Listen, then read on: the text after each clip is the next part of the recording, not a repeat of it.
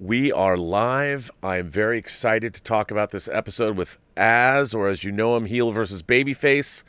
Once more unto the breach. We're here to talk about the incredible TV series The Prisoner, the episode Hammer into Anvil, based on a quote by the German philosopher Goethe, and we can talk about that as well. So please give him a huge round of applause as himself. Welcome, sir, to the channel. Pleasure as always. This was your idea, and I think what a magnanimous fellow you are, suggesting that we split our time doing these between your channel and my channel. I think it's worked out well. Joint venture. It's amazing. Joint venture. This is. We're across the pond from one another. Honestly, I could. You sir. It's amazing. Oh, by the way, since just because I wanted you, I'm just going to do this live now because I want you to laugh at me. Oh, right? Do this it. Totally unrelated. Oh my God. I knew I would get that chuckle from you.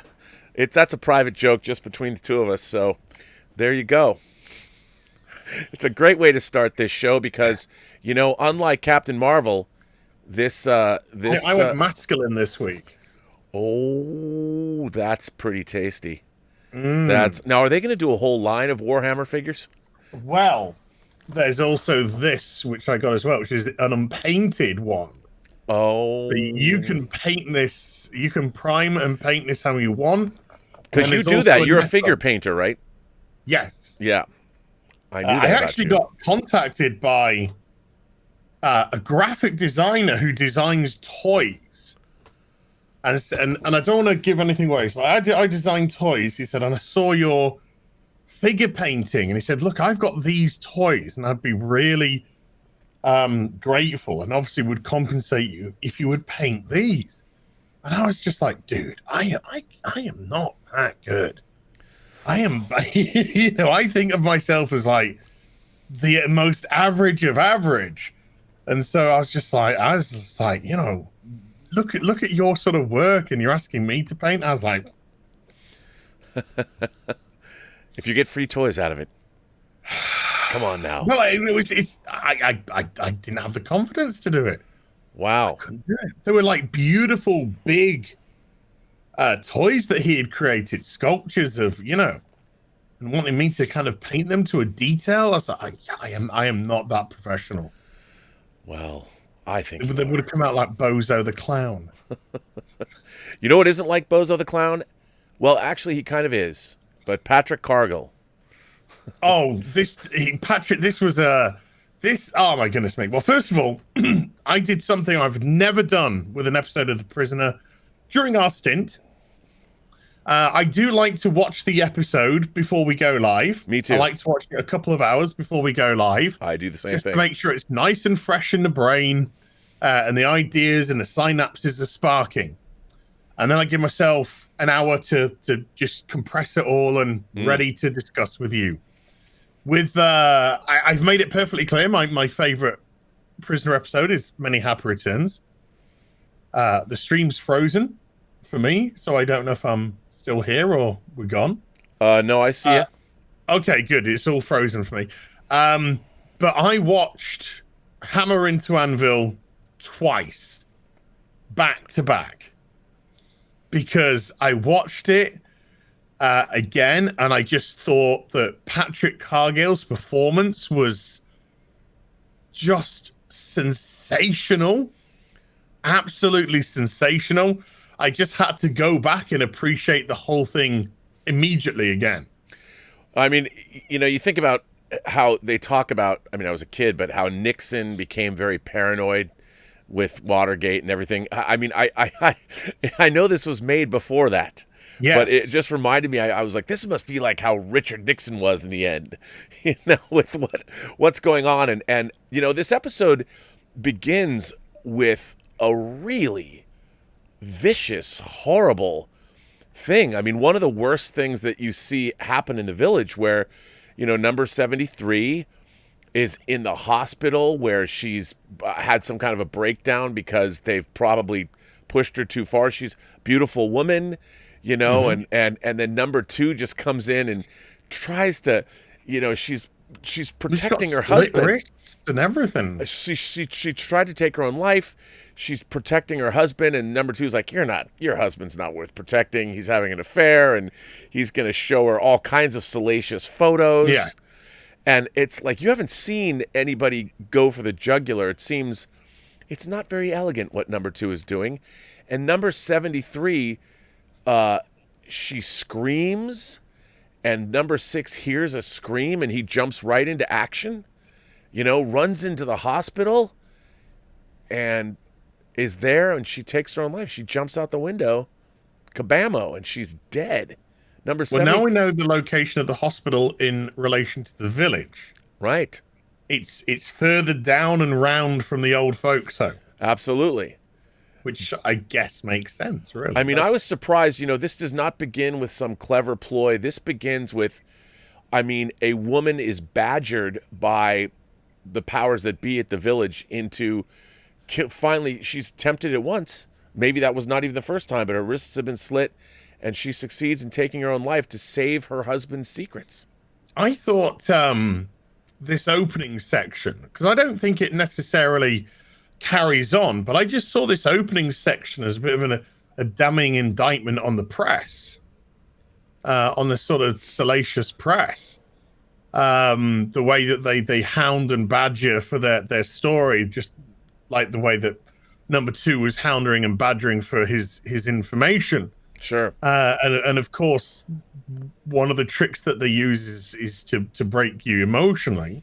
So if you're trying to defend, because I mean, even as a Brit, I can't recall how many times in probably the 80s, even as a child, going through Thatcher's Britain, on the television, there would always be some politician with his arm around his wife and his kids in his country farm, apologizing for having an affair. Right.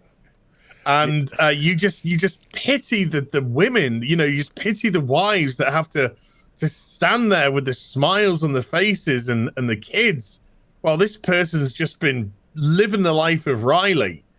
And they're just collateral damage. And I felt number 73 was kind of like that collateral damage in this episode. Oh, no, you know, absolutely. And the way he's rubbing it in, you know, he doesn't care about you. Look at this and look at, but then again, it is the village, and maybe it's all trumped up anyway. You know, they ginned up they ginned up those pictures to get to her, and maybe they're not real. But I get the idea that no, they are real, and I think that part of her distress is because she's dealing with the emotional devastation of finding out that her husband has not been faithful to her.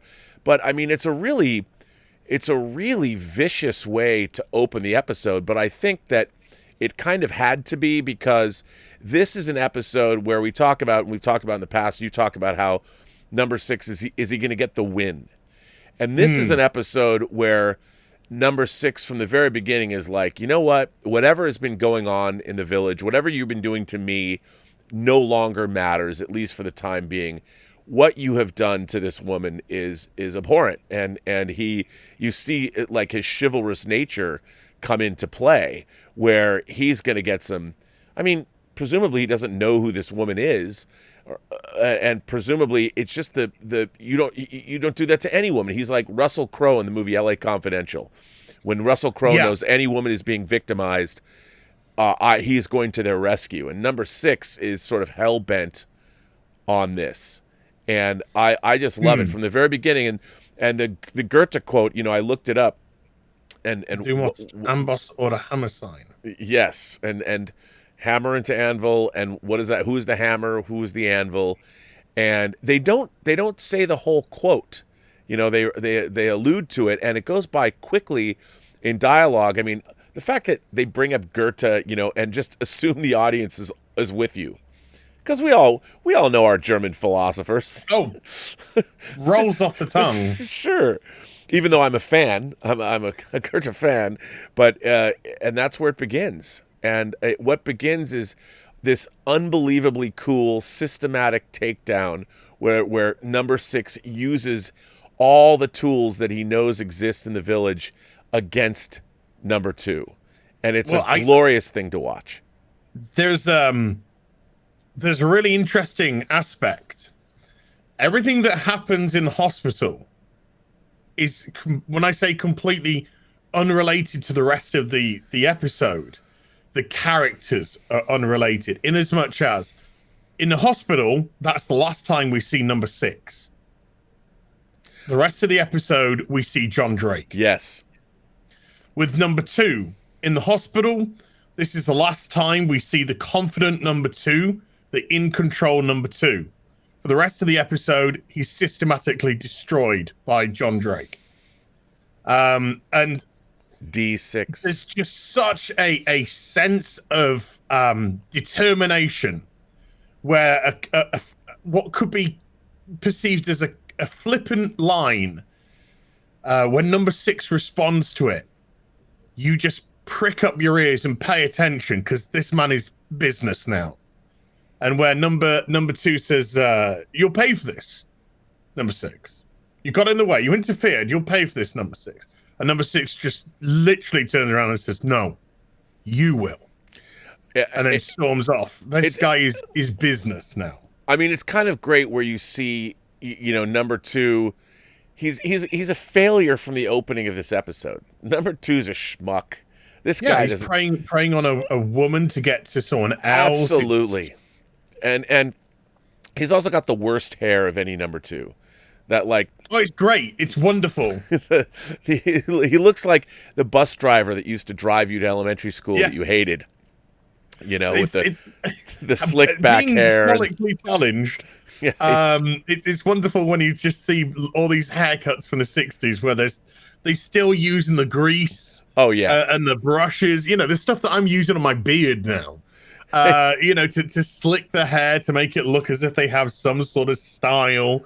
But no, Cargill's performance in this is tremendous. And if you think of him as Thorpe from Many Happy Returns, I think it just makes it even more pleasurable. Absolutely. And it's funny, I never thought of that before, but it's something I can't unknow after you pointed it out to me. I don't know why I'd never picked up on that, but he absolutely is, and I love it. And it's just that, like you said, like you pointed out, I didn't think of it that way, but yes, the prisoner, number 6, ends when he leaves that hospital room, and now he just goes, because he's a different person, and he's using, what I love about it is he's using all of this spycraft. We see all of this different kind of spycraft in the episode, which I really, really liked. I mean, if you flipped it on its ear, this is the kind of thing he would be doing in his job, not getting revenge, but he would be using all of these devices or modus operandi, whatever, to get information to people, and it's kind of neat. I mean, it goes from technique to technique to technique, and I think it's always changing things up. And I love it. It's a complete disinformation campaign. Yeah, a classic disinformation campaign, and it annihilates number 2. Annihilates. And I mean, there's really not, in terms of plot. The plot, it's pretty relentless, just in terms of he begins a campaign. Number 6 begins a campaign to create, first to sow the seeds of doubt in number 2's mind, and then continues, and it's not just doubt, but then he just goes for the jugular, and to turn this guy into a complete paranoid maniac, scared from everybody and everything, and it's glorious to behold. Well, he breaks his perception, then he breaks his system, then he breaks his confidant, then he allows number 2 to break himself. So he literally systematically tears down the barriers until it gets more and more personal, and then ends on number 2.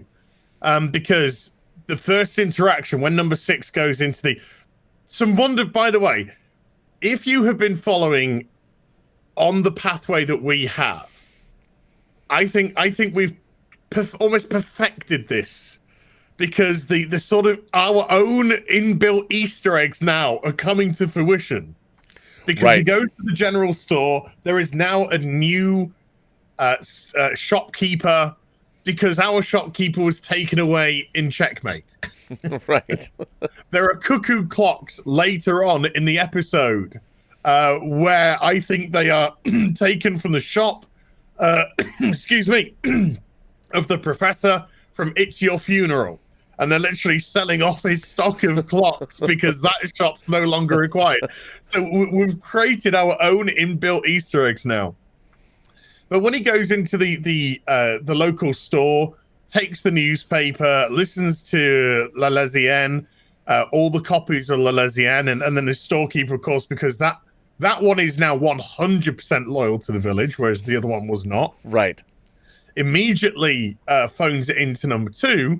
Number two is still in control right up until the newspaper part, because he's still using it, because he's not a stupid man. This isn't a stupid number two.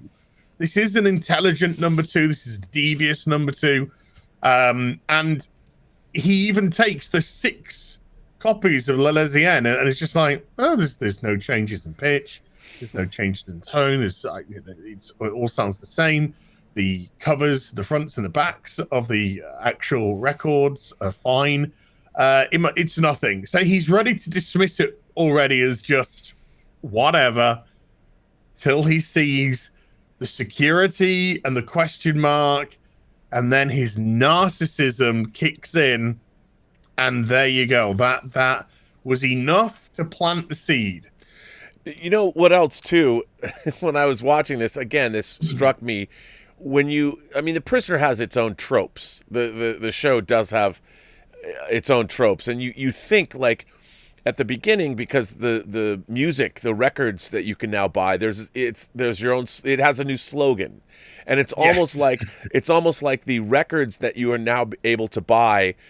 You first think, is this a new mind control device? Is this like the General? Are they giving everybody records and they're going to be programmed to do something if they listen, like, depending on which record you get, are you going to... So in a way, you kind of think that, and indeed, that might be correct, but that's not this episode. It's like... No, but I think this was something like music begins where words end, or something, was sort of like the motto. Yeah, was basically listen and shut up to me. That's what it said to me. And I felt like this was going to be another one of these village ploys that they're going to do that is going to involve the whole village. We just don't see that story. The prisoner walks in, number 6 is like, oh, well, I'm just going to use what's here now since it's new, and comes up with this great little ploy. And I even that was turning whatever the new village plot that this music was brought in to do. The prisoner, number 6, figures out a way to turn it on its ear, and again use whatever plot is being launched here, or whatever new mind control, whatever they're doing with this music.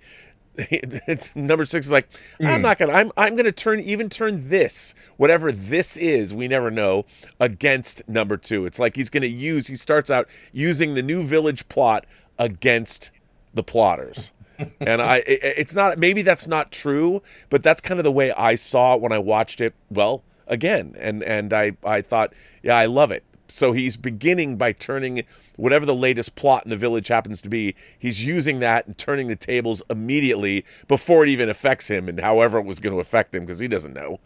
He's like, I've got an idea. So he uses whatever number 2's new plan was that hasn't yet really been implemented, certainly hasn't reached number 6 yet. He's like, I'm going to nip this in the bud, and I'm going to use it against him. And that's kind of how I read it. Yeah, I saw it. I did just purely see it as a open your ears and shut your mouth. Right. As another sort of touchy-feely way of the village, another sort of propaganda way that the village just tries to control. And indeed, I'm sure. Yeah, it is. You're right. But in my mind, I'm like, oh, I'm going to give myself an extra added level of enjoyment. You can add these little layers to, like I say, when now that we're finding our own Easter eggs because of our order. Little stories like this, and I'm always going on about how I create my own little backstories for certain characters. This might not be thought, there's no evidence to support that this is Thorpe. Right. But it works. I think it works far better if you think of it as Thorpe because of the way that the episodes come after each other, due to the way that Thorpe's sort of suspicion was trying to drive a wedge between him and Donald Sinden. Anyway, he was skeptic, and the yes man. So you can see the yes man turning into when they have a taste of power. Right. This is how because he's constantly followed by his lapdog number 14. This is a person that needs the intimidation muscle because they themselves cannot provide that. Absolutely. And I even the way he performs, he's just such a sniveling toady. Like I don't feel like he's constantly, of all the number twos, he's the one that is like this officious prat, that he shouldn't be number two. And he got there somehow, but he's just such a, he has to resort to the measures he uses are too extreme, and that's why he gets as paranoid as he gets. I think the number twos are all different tools for situations. Right. Okay. And I could see this number two being an efficient number two because he's ruthless, he's nasty. He will clearly do whatever it takes. Because when she doesn't give up her husband's whereabouts after showing the pictures of him and Monica or whoever it was, he says, "Right, I ain't got time for this." And then we see him sort of approach her, and then it cuts away to the scream of number 6 walking in the village, and then the scream. So we don't know what physical abuse he was going to impart on her. So we don't know if he was going to start slapping her around, whether or not he was going to do something even worse. There's a, I guess you could use the product of whichever time you watch the show in to kind of fill that gap in. Sure. So this guy is clearly somebody to be feared in as much as they don't appear to have boundaries on ethical boundaries. Yeah, I just felt though that he, as a number two, I felt that he's more. The other number twos had a different, I don't want to say whimsical or bemused kind of attitude about them. This guy he feels like he's just a sadistic prick. I mean, he's not. Yeah. And I think it's born out of more of an insecurity. He's not. I mean, the number twos are usually they enjoy the cat and mouse. Work, though. No, it could. It could. I just made don't me think this hate guy it. is capable of touching number 6. Right. This is the problem. Look who he's preying on at the start of the episode. He's not preying on a beefy dude. He's preying on a timid housewife. That's because he's such yes. Yeah, this is what this guy can do. Do you want a charming person to come in? She wouldn't give her husband up. Right. You need that person who's a little bit slimy, who will probably cause more threat and fear than that element. Whereas you see these other number twos, some of them, we see from Dance of the Dead through to Leo McCurn, from Free for All. These number twos are very capable of tackling number 6. That's their wheelhouse. This guy, Thorpe is out of his depth here. I think he wants to play that game, and he's no. I think you're absolutely right. They picked the right number 2 for the right job. And I feel like the other number twos were probably at some point all field agents, and that's why they can go head to head with whether they're male or female. They're agents that they know the world. I feel like this guy's been like in an office. He's a bureaucrat. Yeah, this guy's a bureaucrat. Absolutely, a total bureaucrat. And so anytime he can get one over on somebody, he will. And they do a really good job of establishing that in the beginning, and that's why his officious nature has led him to become That's why everything he does, it's from a bureaucrat's standpoint, the way he looks into all of this thing, what Well, number that's why he six has to have his does. surrogate field guy. Yeah, Number absolutely. 14. That's his surrogate field guy. That's his surrogate John Drake, because Right. this guy's been behind a desk all his life. And so, you know, when he gets his little taste of power, it goes to his head. That's the beauty of this number 2. This is why Patrick Cargill plays this so perfect. I mean, it is perfect.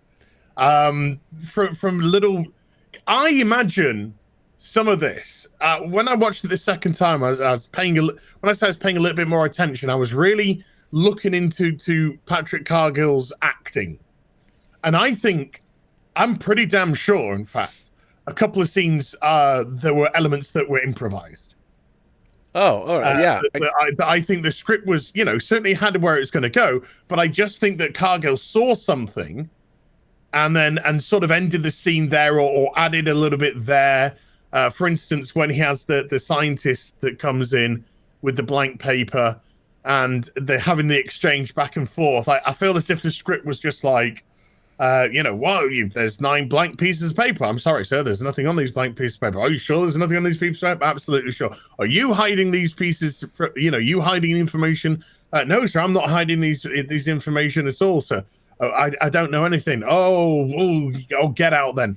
But it got to a point in this sort of debate between them where he just turns around and the scientist is just like looking at him, and he turns around and he's just like, what are you looking at me like that for? Oh, you don't know anything. Get out. You know, it's just like you know nothing. Get out. And I just feel as if that probably had a little different ending, but Cargill just played the way that the banter between the two characters was going, and there's other instances of that.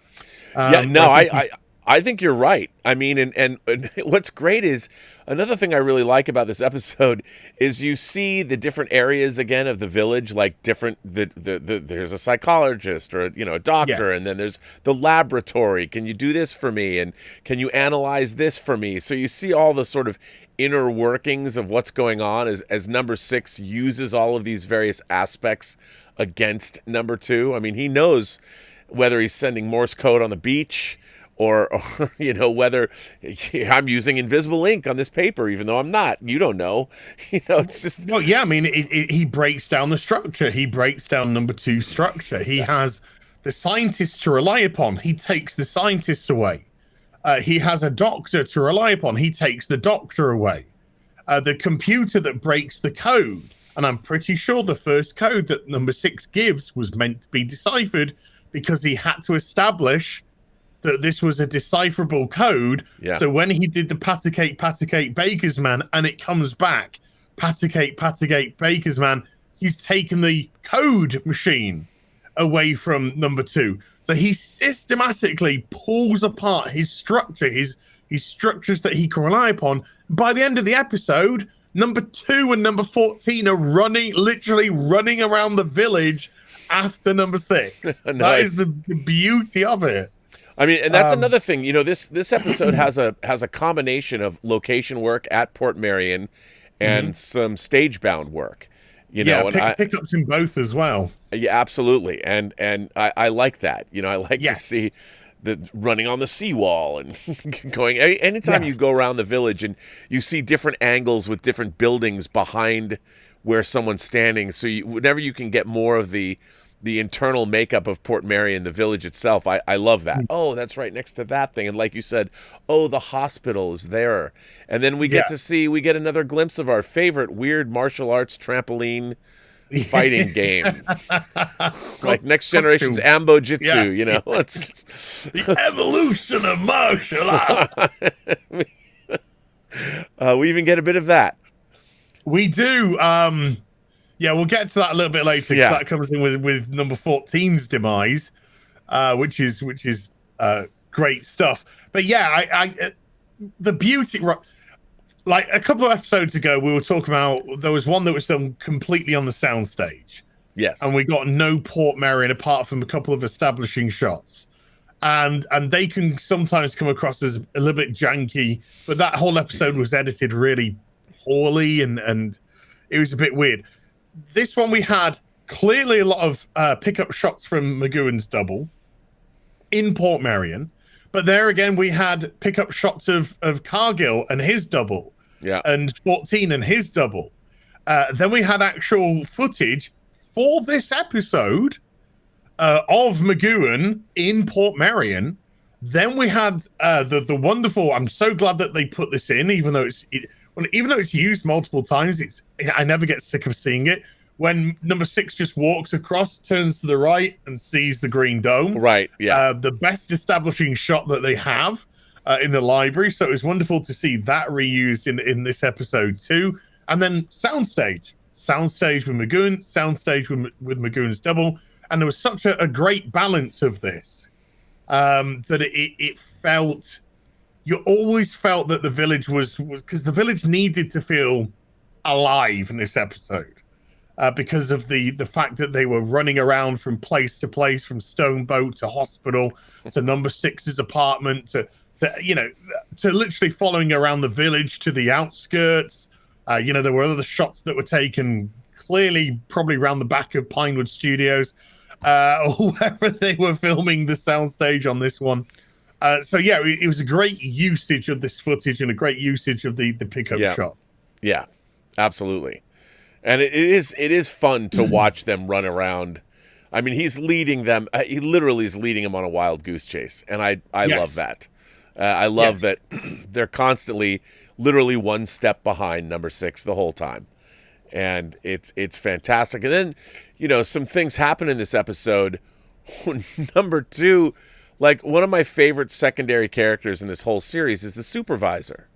The guy in charge of all the surveillance, the chrome domed.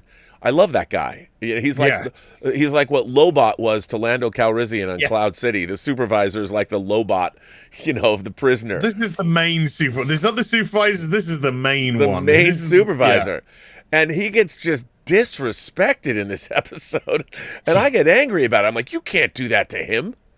Who are you? He's back. He comes back. Yes, but he was fired. He will return. Don't worry. Don't panic. This is not the last that we've seen of. He fires our favorite manservant too. I mean, it's just like number 2 and he's either, he's sitting in the White House listening to his tapes played back. This is so Shakespearean. This episode. It is absolutely. He pushes everybody. His network pushes everyone away from him until there is nobody left but himself, and he himself is the broken man. And there's also a great use of. I mean, we always know that the number 2's phones are always a part of the episodes, but they really do use the phones, number 2's phones, to great effect in this episode. Yes. They mean that, he's either barking paranoid orders into them, or he's receiving. Yes, and we have the proper number 1 phone back, right? Which has been missing in the last couple of episodes. Somebody misplaced it. Maybe somebody knocked it over and they had to get a new one. Yeah, it looks like just a big lump of plastic that can snap in half. But yeah, it's good to see the number 1 phone back. This huge curved red. And there's great use of that number 1 phone in this episode too. Great use. Oh, the ending bit's great, which we'll get to obviously later. But there's a wonderful bit of lighting, use of lighting in that last scene too. So we've had what I'd like to call Scienty McScientist, and his husband, because they're together, who's also called Scienty McScientist as well, because they couldn't be any more scientific if they tried. They were your absolute typical scientists, which are great. He gets no joy from them. We get where do we go to after this one? Where do we go after this one? Yeah, because there was so much. I'm trying to think. There's information that was planted. Let me just. The psychologists, the scientists. I mean, there's so many people. The order of how this goes. I mean, the shopkeeper was the first one. Who brings and then then it was the deciphering. I don't remember, and I just watched it too. I don't remember the order. But another what's really interesting about this episode too is how it made me think about how information it's so topical now, because what number two has done is he's picked something he wants, or he knows this is true, even though it's not. You know, he that's why he's so easily manipulated, because he's already made up his mind. Number six already knows that number two has made up his mind about number six. So that's how he's easily manipulated. And I keep thinking that it applies today so much to our civilization, our society, like where we're at now, because, well, if you already think you know something, or you're already on one side, or you believe something already, that's how they get you. You know, they can manipulate you into thinking anything they want if they already know what you're predisposed to liking. And that's all of social media in a nutshell. I mean, whoever's being appealed to, if you already have something that you believe is true, then that belief can be manipulated and used against you, or for somebody else. And the way I saw it is this episode is a mirror. Number six essentially put a mirror up to number two. Sure. And let number two do what number two does. But he was doing it to himself. Right. So this number, like I said, I don't think this number two's incompetent. I think he's very intelligent. You know, he knows his philosophy, he knows his art, his literature, he knows his science. You know, so I think this is a very clever, but this is a number two that's used for a very specific role. And so number six literally holds the mirror up to him, and number two does what he does to other people. He takes away their support. This is what we saw with the woman. He separated the woman from her husband. She's loyal to him because she's in love, and she believes he's in love with her. So he then shows her the pictures, and he takes away the loyalty of her husband.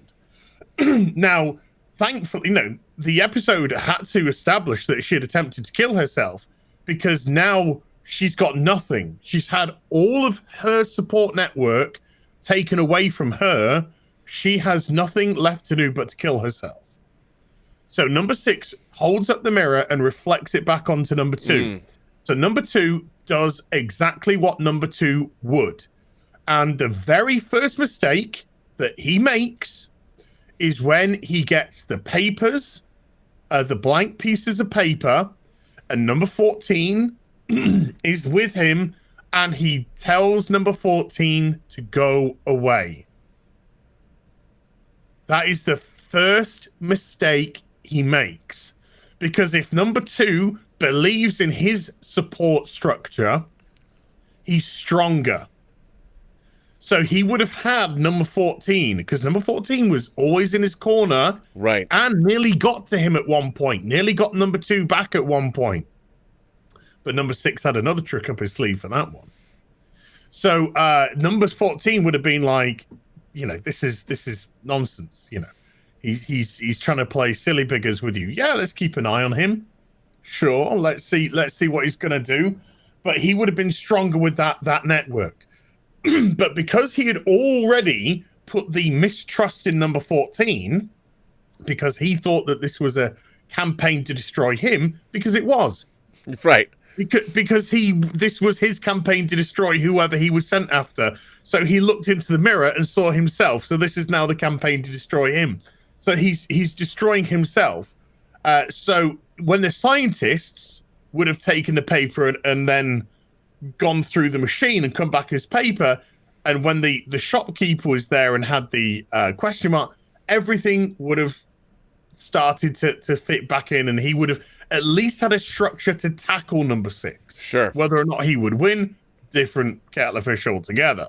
But he systematically destroys his network, because number six holds the mirror up to the sadist, and the sadist does what the sadist does. Yes.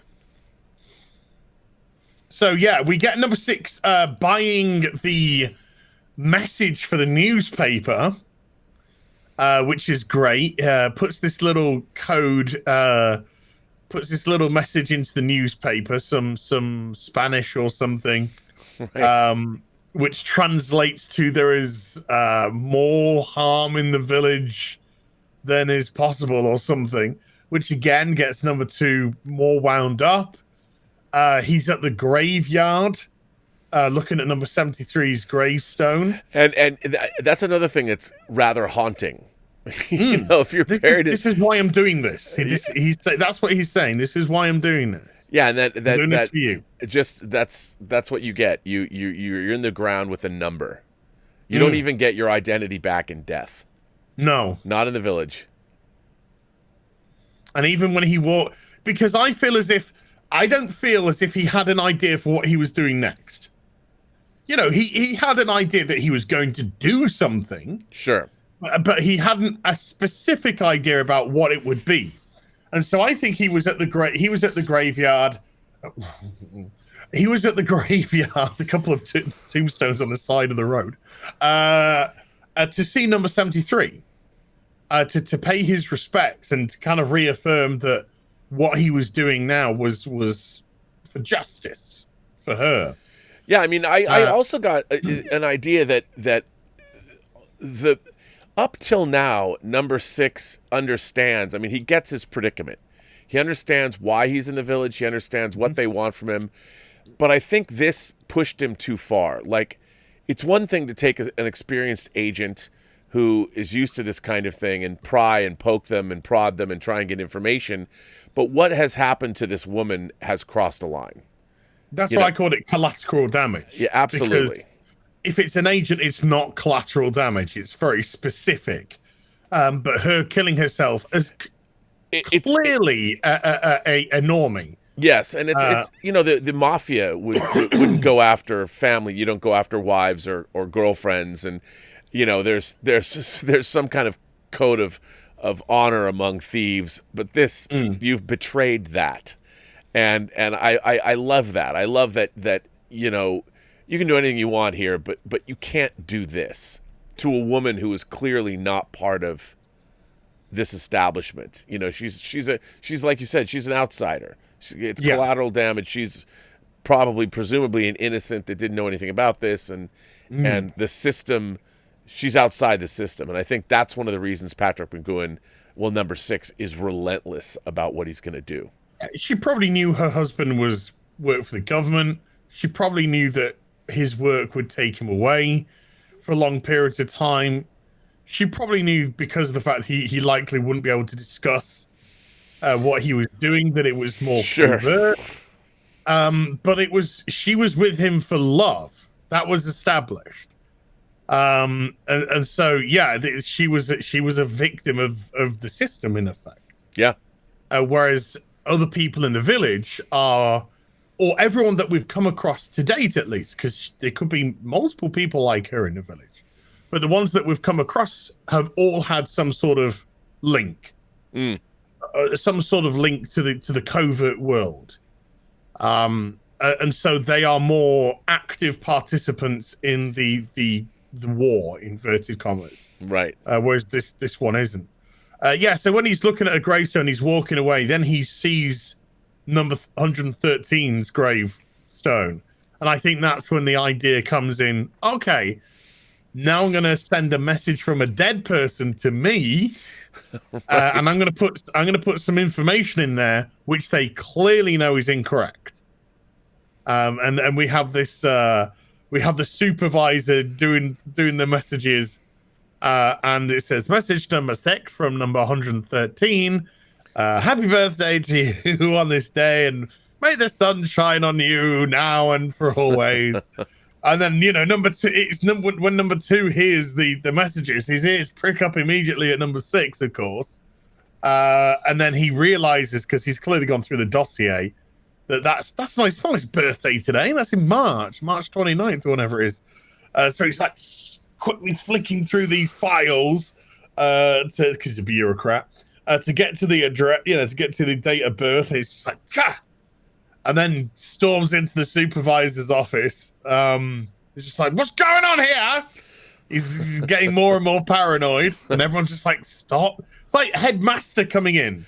Well, I love the reaction shots of everybody just looking at number 2. Everyone's and they're all doing their surveillance jobs. They're all doing what they're supposed to be doing, and they all do that kind of stopping and looking at somebody. And it's like everybody. It's like everybody just stops. They stop what they're doing and look. They're like, "What's up, dude?" It's a great shot. It's the reaction shot. Yeah, all the supervisors turn around. They're all looking behind them, looking back at number 2, and you got the 2 supervisors in, but you got our boy, and then we get he dresses him down in front of his colleagues, which is horrendous in itself. Yeah. We've never seen that before. Yeah, the beauty of a bureaucrat, of course, is the complete mismanagement of people. So this really goes perfectly along with that. Doesn't know how to truly deal with people. Doesn't know how to truly manage. And so we get this complete dressing down. And what do you think this means? What it means what it says. It's not number 6's birthday. Oh, it's like, it feels very teacher pupil. Right. He patronizes these kids and uses his position of authority to feel bigger, to feel stronger. And then, of course, we get after he dismisses the supervisor and gets the other supervisor to take over, we get the wonderful Shakespearean, "I'll break this conspiracy!" Well, storms out. I felt bad. The supervisor seems like he was deeply hurt. The way he plays it, killing people. I mean, he's always in this position of authority, and when number 2 takes him out and like, "You're relieved," or whatever he says, you really feel like he's almost gonna cry. Like the supervisor's like, "What? This isn't fair." Yeah. I love spying on people. What are you doing? I love sending Rover to drown people in the sea and bring back their corpses, which we may or may not reanimate. We're not totally sure. And then, of course, number 6 kind of doubles down because he's really hitting the disinformation. Because when he's paid for initially when he pays for there's more harm in the village than good or whatever. He immediately goes to the phone, and that's where he phones the doctor and says, "Do you have the report on number 2?" And he's like, "What? Who are you? What? Who's this?" And he's like, "Oh, you don't want to speak on the phone. Quite wise, quite wise. Who is this?" "And don't worry, we'll speak later tonight." So he's thrown multiple different. And by the way, I love that actor. He does bewildered really well. Like, what? What? And then, of course, he gets called up to the Green Dome. Number 2's got to find out what he knows, and then he's even more bewildered. I mean, it's such a great performance. I think this is my favorite scenes, because you got this guy who ain't got a fucking clue what's going on. No idea. On either side. And he's got oscillators out and everything to prove that it was the same voice of number 6. And the guy's just like, "I don't know. Yes, it's the same voice. I don't know who he is. Maybe you're in cahoots with him. Maybe this." And then I just love the way that he eventually just gets pissed off and always goes, "Well, why don't you ask him? Do you want to sit in my chair? Do you want to do my job?" It's just like, so the doctor kind of leaves. This bewildered guy leaves just more pissed off, just like, loco, man.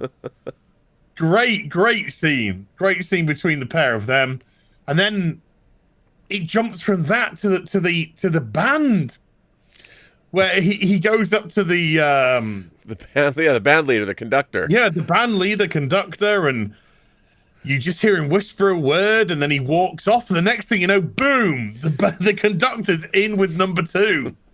What did number 6 ask? He asked me to play Apart from the Lausanne, and we played it. He's like, "Oh, anything else that he said?" No. By the way, that actor, another great performance. Like, they all are, because they don't know what the hell is going on. It's so good. I don't know. They are telling him the truth. This is the beauty. When you're acting, darling, your motivation is brilliant. Your motivation, it couldn't be more clear. You're telling him the truth.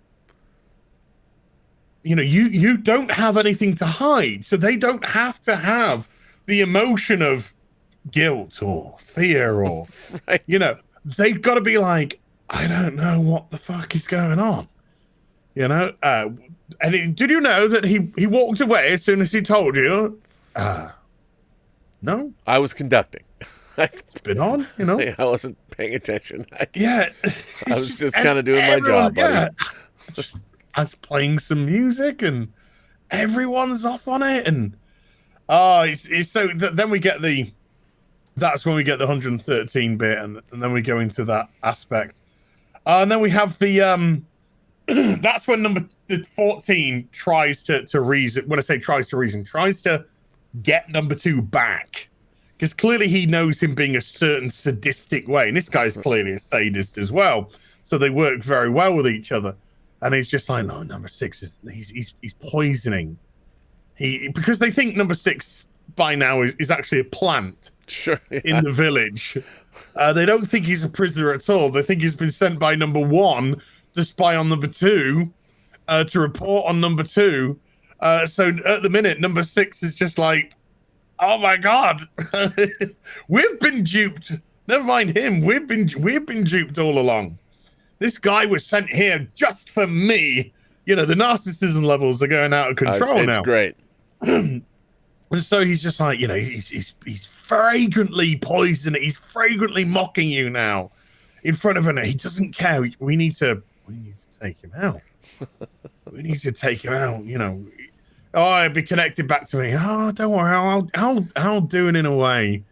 I'll do it in a way they'll never connect it to you. So he sort of like thinks, and he's like, come with me. And they start to leave, and who walks in the front door? Number 6.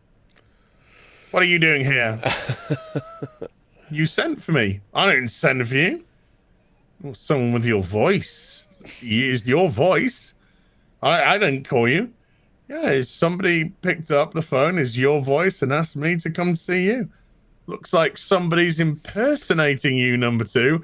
And then he's thinking, number 2 thinks it's number 14. It's number 14. He's kind of going above me because he wants to get rid of number.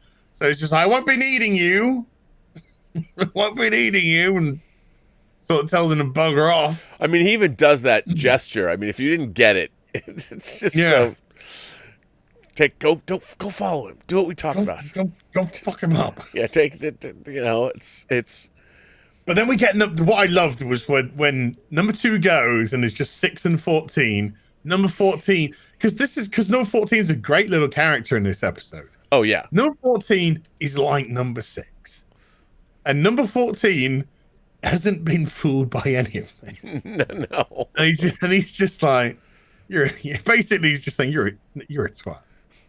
You're a twat, number 6. I see what you're doing. It's working on him, but I see through you. I know what you're doing. And then it's like, I'd like to knock you down a peg. Well, let's do the evolution of martial arts. I love that he just invites him. Yeah, let's go do it now. Yeah. I accept. And then straight into the trampoline bouncing, lacrosse glove wearing, the Ambujitsu, man. Swimming pool, yeah, the Ambujitsu. William Reich. That's probably Will Reich and his dad that turned up at the end, right? To stop him from throwing him into the swimming pool. Like, I mean, that's the thing. Do you die if you get thrown into the swimming pool? Is that it? Like, I think if you fall in, you lose. That's an instant loss. Sure, but I'm thinking do they ever use this? Like, because you do see those mysterious, like, the guys who work there show up and watch them battle at the end. Like, would they? Well, I thought they were just like, hey, it's our turn, it's our time. See, I thought it was more ominous that maybe if somebody falls in the water, then these guys little guys getting a kick in. Maybe they electrify the water and take the corpse away. Oh yeah. I mean, well, after this, we get our wonderful second Easter egg, which is the cuckoo clocks, which are now in the shop. And don't forget the pigeon trap. Oh, that comes later. The pigeon trap's later. But we get the cuckoo clock. So while he's doing he's more interested in the box than the cuckoo clock, obviously, because he's trying to trap a pigeon. Yeah, I mean, And this literally turns into an episode of Catch the Pigeon after that. Catch the pigeon, catch the pigeon, catch the... So he's on his own veranda eating a sandwich. He's got his box. He's propped the lid open with a pencil.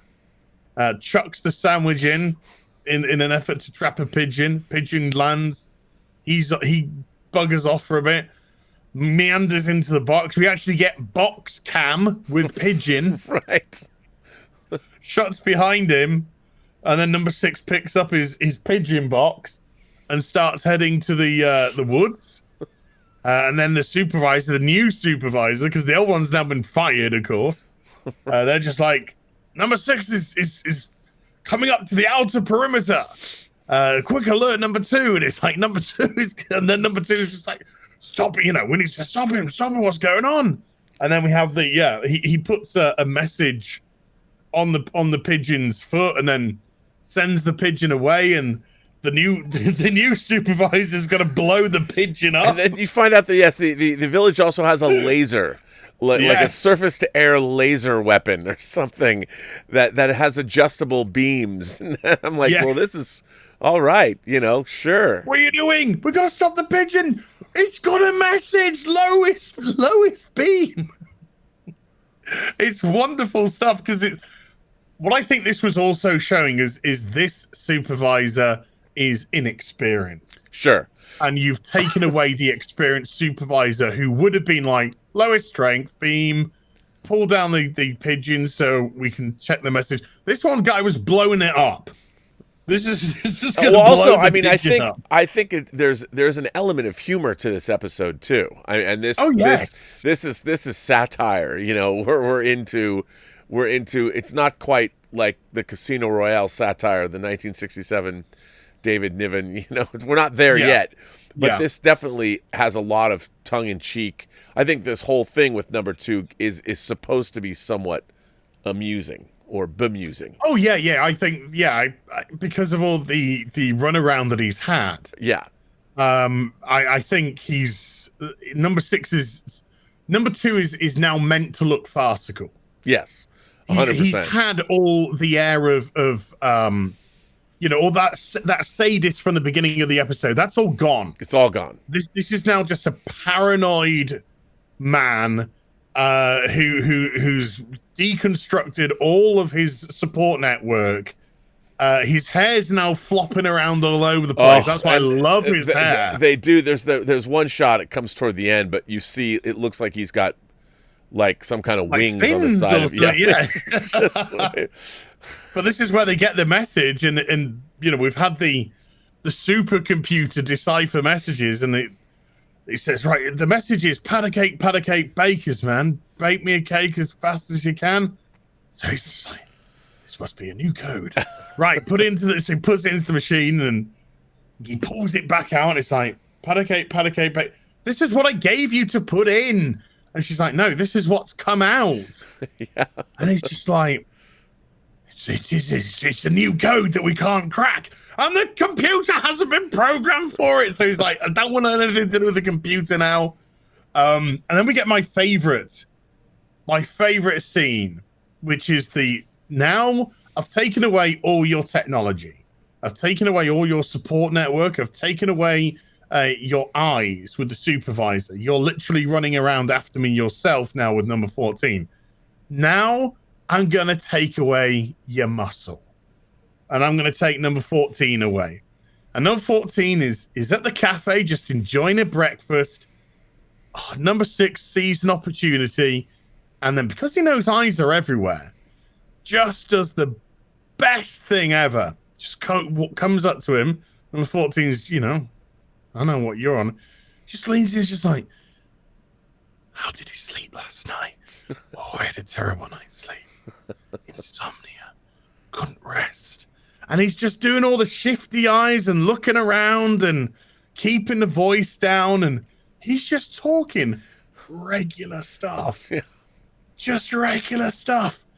And 14's just like, what are you going on about? What are you going on about? And then when he realizes that the waiter's now looking, and he's just like, you're quite right. now he elevates the voice. Yes, I see. And then sort of wanders off, and then we know that the waiter just immediately goes and grasses up number 14 to number 2. And then number 14 is out. You're out. You betrayed me. Smacks number 14. He's already smacked number 6 earlier in the episode. And then that's when he chases him out. He literally runs him out of the Green Dome. And then nearly smacks our Angelo Muscat, the butler. But I love the way that he didn't flinch. No. Most people thought that this was going to be number 1, by the way. Right. The butler was going to be number 1. But didn't even flinch when he raised his hand. But he didn't strike the dwarf. No, but he does. He fires him too. Yeah, well, he just, yeah, you can go too. You're out. All right, I'm out of here then. So he's out the door, and that's when we have is just completely. Oh no, number 14, because he's the muscle. He wants his revenge. So he just turns up to number 6's. Oh, you've destroyed everything. Tries to get number 6 to stop his music. He's listening to Bizet's Lazian. And I love that when he walks in, how number 6 is totally like sitting in that mid-century really cool chair. It's not like a chaise longue, but yeah, it's like it's like some designer, like a case, like an Eames lounge chair or something, and he's just blissed out. He's chilled. His plan's working. Yeah, he can relax. He just lets he just needs to let nature literally take its course now. They have a great fight, I think, which is a great fight in the apartment. I mean, they destroy it. I mean, it is a great fight, and you get to see these angles. These high angles. Obviously to hide the stuntmen, but still, I mean, people are getting thrown through glass and furniture. I mean, they really trash number 6's apartment. It's great. It's great. But the way that it ends is really interesting because when he grabs number 14 and throws him through the window, that's the balcony. Yes, I know. So he throws number 14 off the freaking balcony. So that actually might be goodbye number 14 for good. Which have a is gravestone at the side of the road. It mirrors the woman going out the window at the beginning of the episode as well. Yes. Now that I didn't. Yes, of course we have full circle. Yeah. Which isn't because then number 6 goes to visit number 2 after that. So the circle has been complete from her throwing herself out of the window. Number 6 throws 14 out of the window. Mm-hmm. And of course, number 2 is going to throw himself out of the window. So he goes to number 6, to number 2's dome, and number 2's just like this cowering wreck of a man holding on to the penny farthing, just like broken and it's great, sniveling, and he's like, and then he doesn't reveal. This is the beauty of it. We don't get that moment of ha, I fooled you all along. This is all a big trick. He plays the game to the bitter end and never reveals anything, and lets number 2's lets his own self-destruction take over. As I know who you are. I'm number 6. No, you're D6. You're D6. You've been sent here as a plant. Did it ever occur to you that he when I was watching it this time, I'm like, is the D for Drake? I mean, that's what I got. It's him. Just in case you forgot, I have a real name. Yeah, I never thought of that. I like that. I'm gonna run with that. I like that. Yeah, I mean, that's why he did it. It would be funny if it was JD6. I think that would have been too obvious. Right, but I just thought it was D6, Drake 6. Just remember. I'm putting my name before my identity before my number. You dick. It's just an extra added F you. Yeah. Yeah, this thing which you keep trying to take away from me, it's right here. I'm mocking you with it now. Yeah. Because that's kind of how I read it. I've always kind of thought that. I like that. Yeah. I think it's good. I think that's good. I think that works. Whether it is or it isn't is irrelevant. I think it works. Yeah, it works. I think it does too. And then he's just like, you've been sent to report me. Okay, by XO4. You XO4. So number 6 just says, okay, let's just say what you've said is correct. What would be the first thing to do if I was sent here to check up on village security? Your first thing would be to not tangle in my business. And that's what you've done. You have sabotaged my work. And it's just like, no, I'm loyal. I'm loyal. Just a quivering wreck. And he's like, and we don't tolerate failures here. So he literally passes the number 1 phone to number 2. That's great. And number 2 is just like, hello, sir. Yes, I'd like to report a breakdown in structure. And number 2 has to be replaced. Yes, this is number 2. But it's I do find it interesting that you can read a lot into the fact that it's number 6, the phone, passing the phone to him, and in this scene, the fact that there is the call, there is the call from number 1, depending on how you want to read the end of the series, what it means. Yes. This is a little bit of foreshadowing in a way. Sort of. Yeah, I get that. I mean, I wonder, when they were even making though the Fallout hadn't even been written yet. No, but I wonder if these little things, like when they were making these episodes, if McGoohan said, I want to put this in, I want to just put this in just to put it in. I don't know how I'm going to make it tie in yet, but just little things. Probably not. I mean, I'm probably reading. Sometimes a kiss is just a kiss. But yes. but the fact that it's McGoohan who hands over, because it's such, the phone, the number 1 phone is so prominent in this episode. So they make a lot of it. If Fallout was better written, right? Come on, man, it's genius. What are you talking about? If the duality of number 1 and number 6 was explained better than just it's the sort of like the evil part of you, the evil side of you, then I think it could have worked. It could have worked better. But Fallout. I still have no idea how we're going to discuss Fallout. Fallout is such a. I think head fuck is the only way to properly describe it. Well, yeah, that it's kind of difficult to attribute something like that. I think to more calculated, nuanced writing. Absolutely. But sometimes that kind of stuff happens. Like, I don't quite know how it's going to work. Just do it. Just do it. And again, I'm reading more into it than there is there. And I also think that the point of The Prisoner is never who number 1 is. It doesn't matter. It's all about everything else that happens. It's just that is this one central question that is asked at the beginning of every Prisoner episode in the opening credits sequence. And it becomes, I think, one of the problems with Fallout is that it's not really concerned with answering that question either. No. So no, and even when it does it in such a way that you'd be like, what? Yeah. What? Yeah. Exactly. What are you saying? What's the monkey? Right. Why is there a monkey face? Because everything is better with monkeys. This is why. I mean, I've watched so many different things on Fallout, and Fallout's Fallout. That could be a 10-hour show. Right. So yeah, we then we get this wonderful shot where number 2 turns his face in the chair, and literally the lighting cuts off his head, so you don't see his head. It's like I'm not trying to say any guillotine sort of reference, but French, L'Elysienne, French Revolution, off with the heads. You have that element to it, and also just the shame element to it.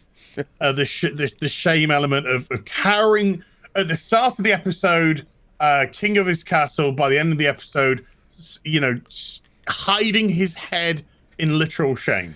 He's just turned into the sniveling bureaucratic toady that he is. I mean, yeah, and his systematic the systematic destruction of the man by number six. I think it's his biggest victory. Number six's biggest victory while he's in the village. Yeah, this is this is why I think it's so good that number six stopped in the first scene, because this is John Drake. This is John Drake doing what John Drake does. Yeah, and in Checkmate we kind of saw something similar, but he had to rely on other people, and that's where things fell apart because he was too good. He was so good that they thought he was actually part of the village. This time it's him on his own, doing what he does best. He's out in the field. He's solo.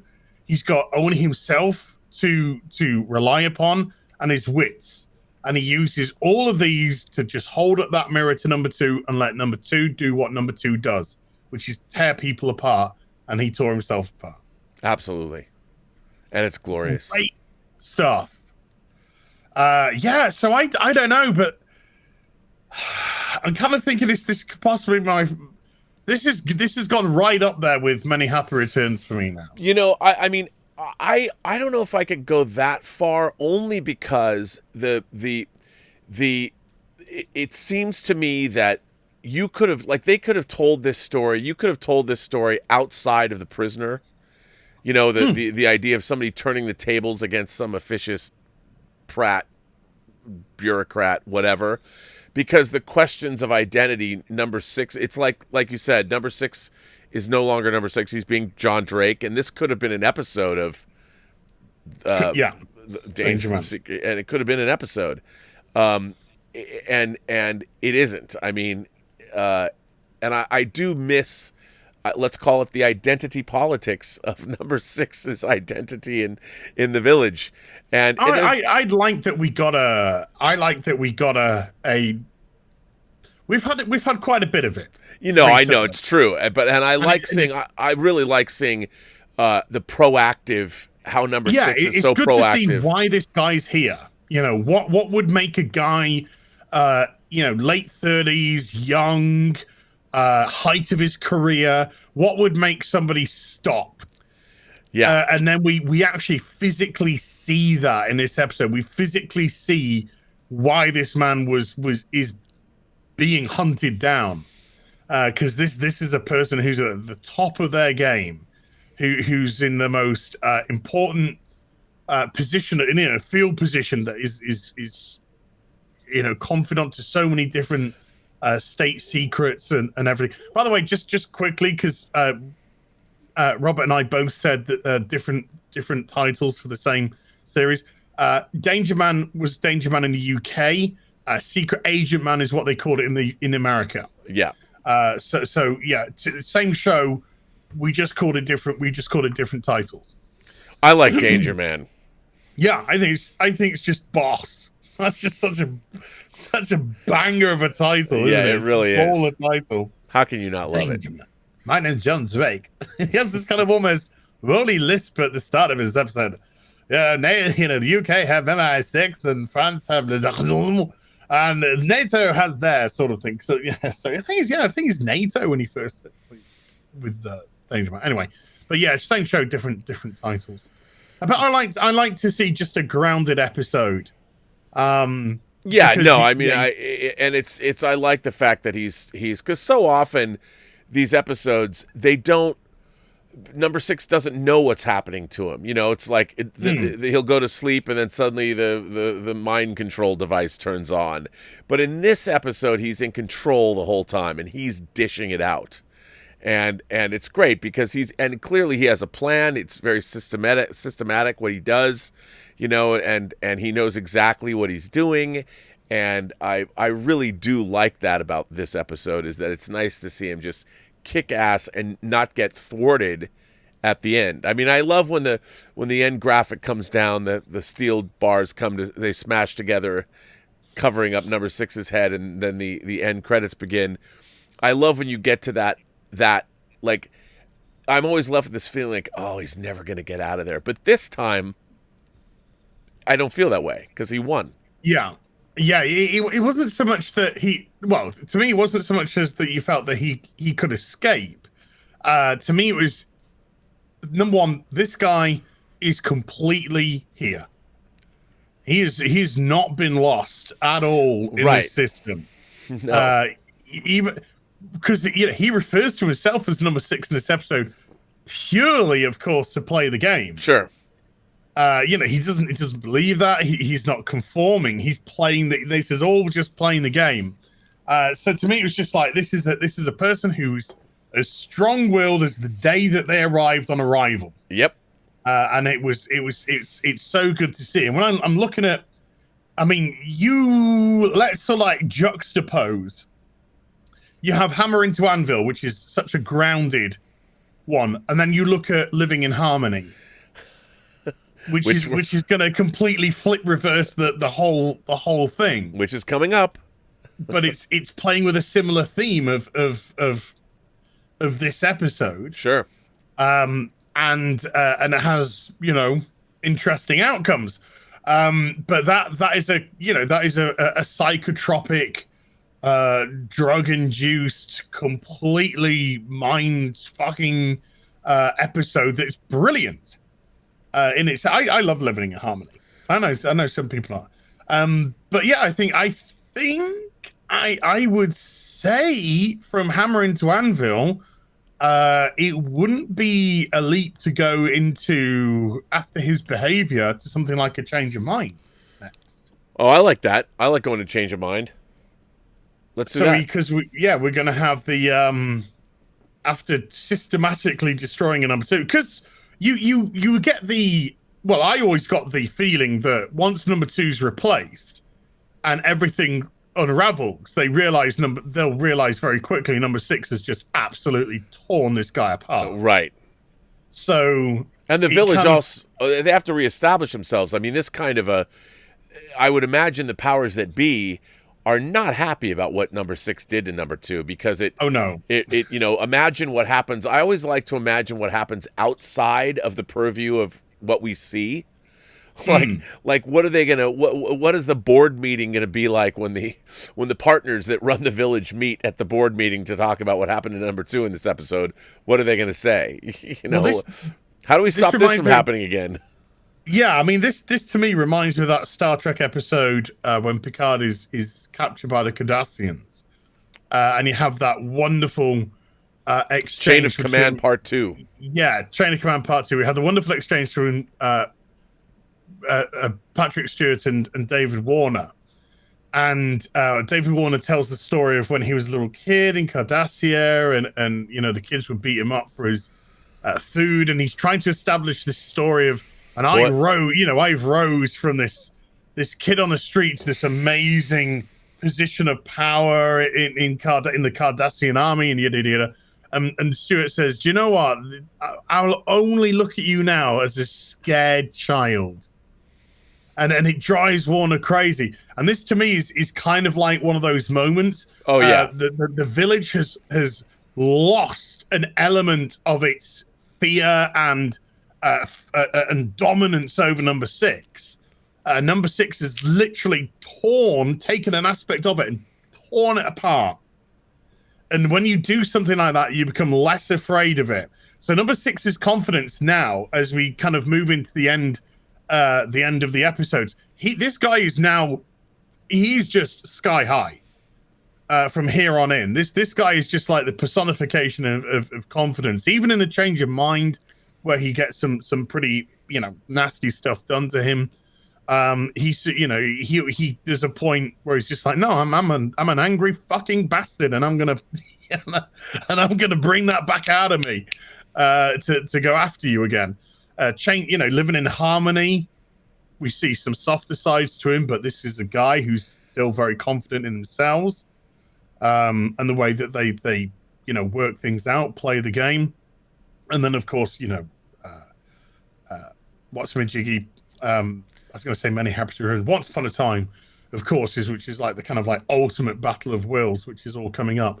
So we've sort of, those losses that we've had, they're kind of gone now. Yeah, that's true. And we're not necessarily taking victories. So he does take a couple more victories, for sure. But we're now just seeing somebody who is not going to get broken. Right. And now his he's resolve has literally been breaking the strengthened. village. Yeah, it's kind of like on the reverse side now. It's just like I'm going to break the village. So we could do change your mind, or we could do not forsake me, oh my darling. That's another one which kind of leads. Not a favorite of mine. Yeah, I think a change your mind. Let's do change of mind. Well, should we? We got a lot of chats. A lot of let's get into them because it's been. Oh my god! I know, man. I look at how long. Like we've been. How is it 1:22? Like how's it 82 minutes that we've been talking? Mr. Tickle Trunk has fired in 3 chats. The first one he just sent in the chat, but the second one he says, hi, dude. Great supporter of this channel. Thank you. Oh, thank you, Mr. Tickle Trunk. I appreciate it. The show, I should say. Yes. He says, this may be my favorite episode, even though I saw the ending coming early on. Thank you for introducing me to this show, you magnificent bastards. I read your book, Rommel. Nice. He goes on to say, love that number 2 fails at both the beginning and the end, but his disposition is so incredibly different. Anger, but then a broken man. Such great stage acting. Absolutely. I mean, that's the one thing about the Brits, man. You guys, it's like you breed great actors. It's in the water over there, I guess. Maybe it's just the Globe Theatre. These are theatrical actors. Theater, because of Shakespeare, it's great. And like I said, this comes across very Shakespearean. Oh, this could have been a Shakespeare play, for goodness sake. And I don't just to kind of say something about the first part of that super chat. I don't think there was any disguise about what the outcome was going to be. I think it was meant to be perfectly clear from the after the first scene and after number 6 saying no. You'll pay for this, number 6. No, you will. Yeah. I mean, as soon as he said that was just like, okay, now we're just going to see 40 minutes of this guy getting torn to pieces by number 6, and that's exactly what we got. It's great. Scott M says, "Hail, fellows! Thanks for covering my favorite. Oh, he spells favorite 2 ways: the British way and our way. Episode of this show. Be seeing you." And Mr. Tickle Trunk goes on and says, I think number 2 started very ornery to make up for his imposter syndrome, but at the end, number 6 has made his worst fears reality. That's why he falls so hard. I think it's the mirror. Like I said, I think it's the mirror. He just puts the mirror and lets number 2 do what number 2 does, but unfortunately, it's reflected back at him, so he's using his technique. Number 6, to me, this is a juxtaposition of techniques. Number 6 uses his techniques as a field agent to dismantle number 2. This number 2 is clearly a bureaucrat that uses number 14 as a surrogate field agent for him. So number 2 uses his skills as a bureaucrat to destroy somebody. But as they say, there's no there's no something for experience. There's no, what's the word I'm looking for? There's no substitute? There's no substitute for experience. So number 6's field agent skills are far superior to this bureaucrat skills. And so all he had to do was just put the mirror up and then let the bureaucrat do what a bureaucrat does, which is just tear things down. Sure. And he tore himself down. Yeah, I think that's absolutely true. Mr. Tickle Trunk goes on to say, it's textbook. Number 6 read number 2 like a book from the start. Oh, I think that's absolutely true. He did. He knew exactly what he was going to do. He could see it. And you know why? Because only a bureaucrat would, you never getting what he did to 73. Only a bureaucrat would do that. I don't think.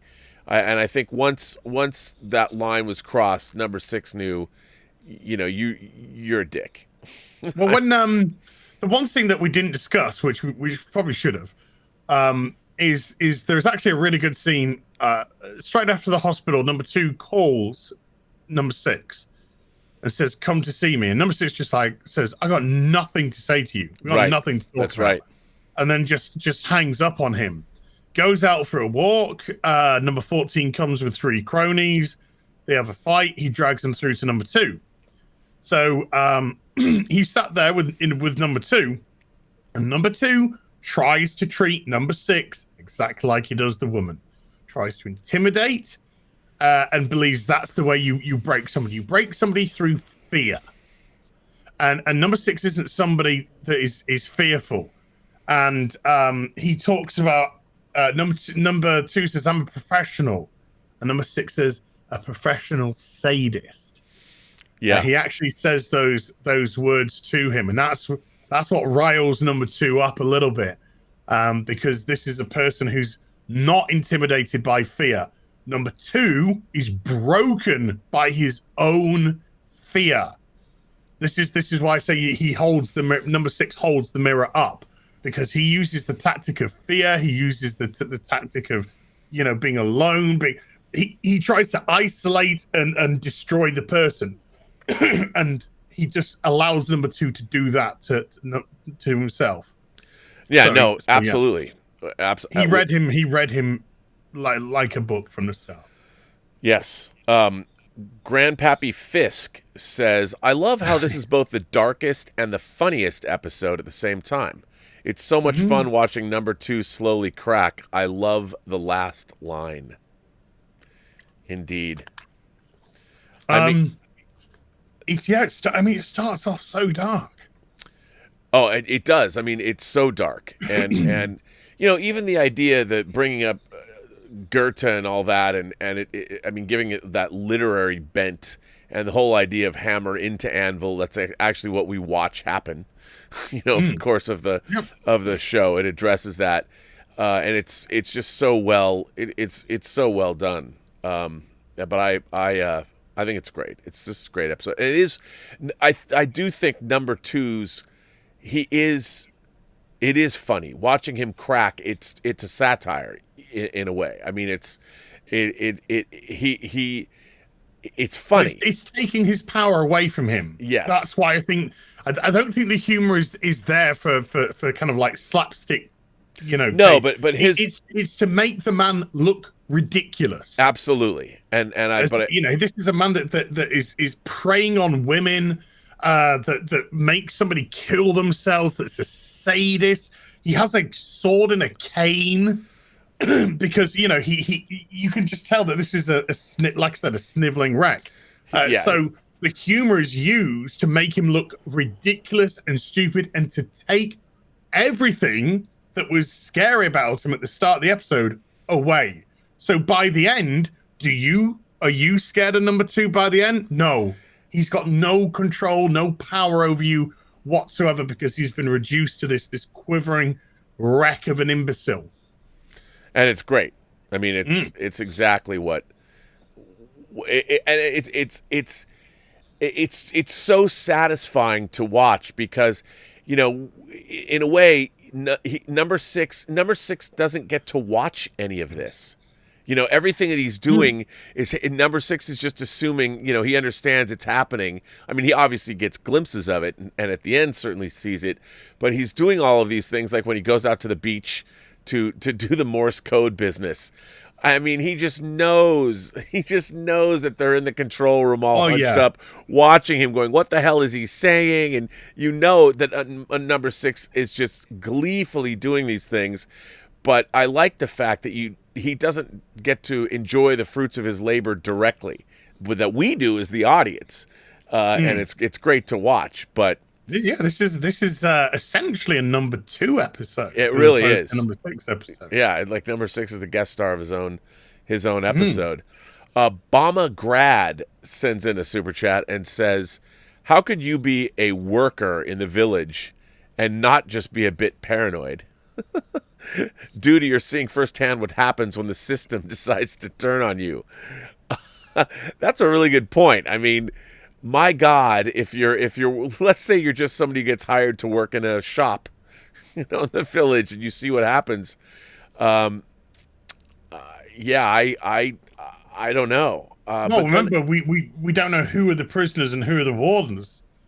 Well, I mean, I think that's made quite clear. And I think that's interesting, though, that the question, how could you be a worker in the village and not be a bit paranoid? I think we all kind of are like that. I mean, we all work in places and have seen things that we don't necessarily think are good. I mean, our society is built, it's our society doesn't seem to be built, and all of the things that we do, like even in California, here in the state of California, there are places that you go, like for instance, the Department of Motor Vehicles, where we go to get our driver's license. I don't know if have you ever been to the United States and seen the Department of Motor Vehicles? Oh, I saw it in Colombo. Okay, well, it is lampooned in that. I've often thought that if there is a hell, you go and you sit in the DMV office for the rest of eternity, and they never call your number. You know, you're just waiting. The DMV is one of these places where it is well, we've got this incredible bureaucracy, and you have to get your license, and you need all this paperwork, and to work there, I can't imagine working at the DMV could be very much fun. But you notice how these jobs are always rotating and changing. You know, I feel as if wardens are coming and going on rotations. You know, it's just like, right, your assignment is you need to do 4 months at the village. You just got to pretend to be a shopkeeper. You're going to be a shopkeeper. But anything suspicious that you see, you need to report to number 6, to number 2, or to control, supervisor, whoever it may be. This is the person that you report to. But just look at modern day, for goodness sake. Just imagine working in a prison. Oh yeah. Imagine, places like this. These aren't normal places, and you've got to try and almost do it as if it was a normal job. Policing, a lot of controversy about policing recently. It's probably good. It's probably one of the toughest jobs you could possibly do. Oh, that's the thing. I mean, I am not a proponent of defunding our police. I mean, I think our civilization is precariously balanced on the edge of a blade anyway. And, the police here with the lunacy. They have to deal with the dark sides of people, as well as cats up trees and neighbors shouting at each other.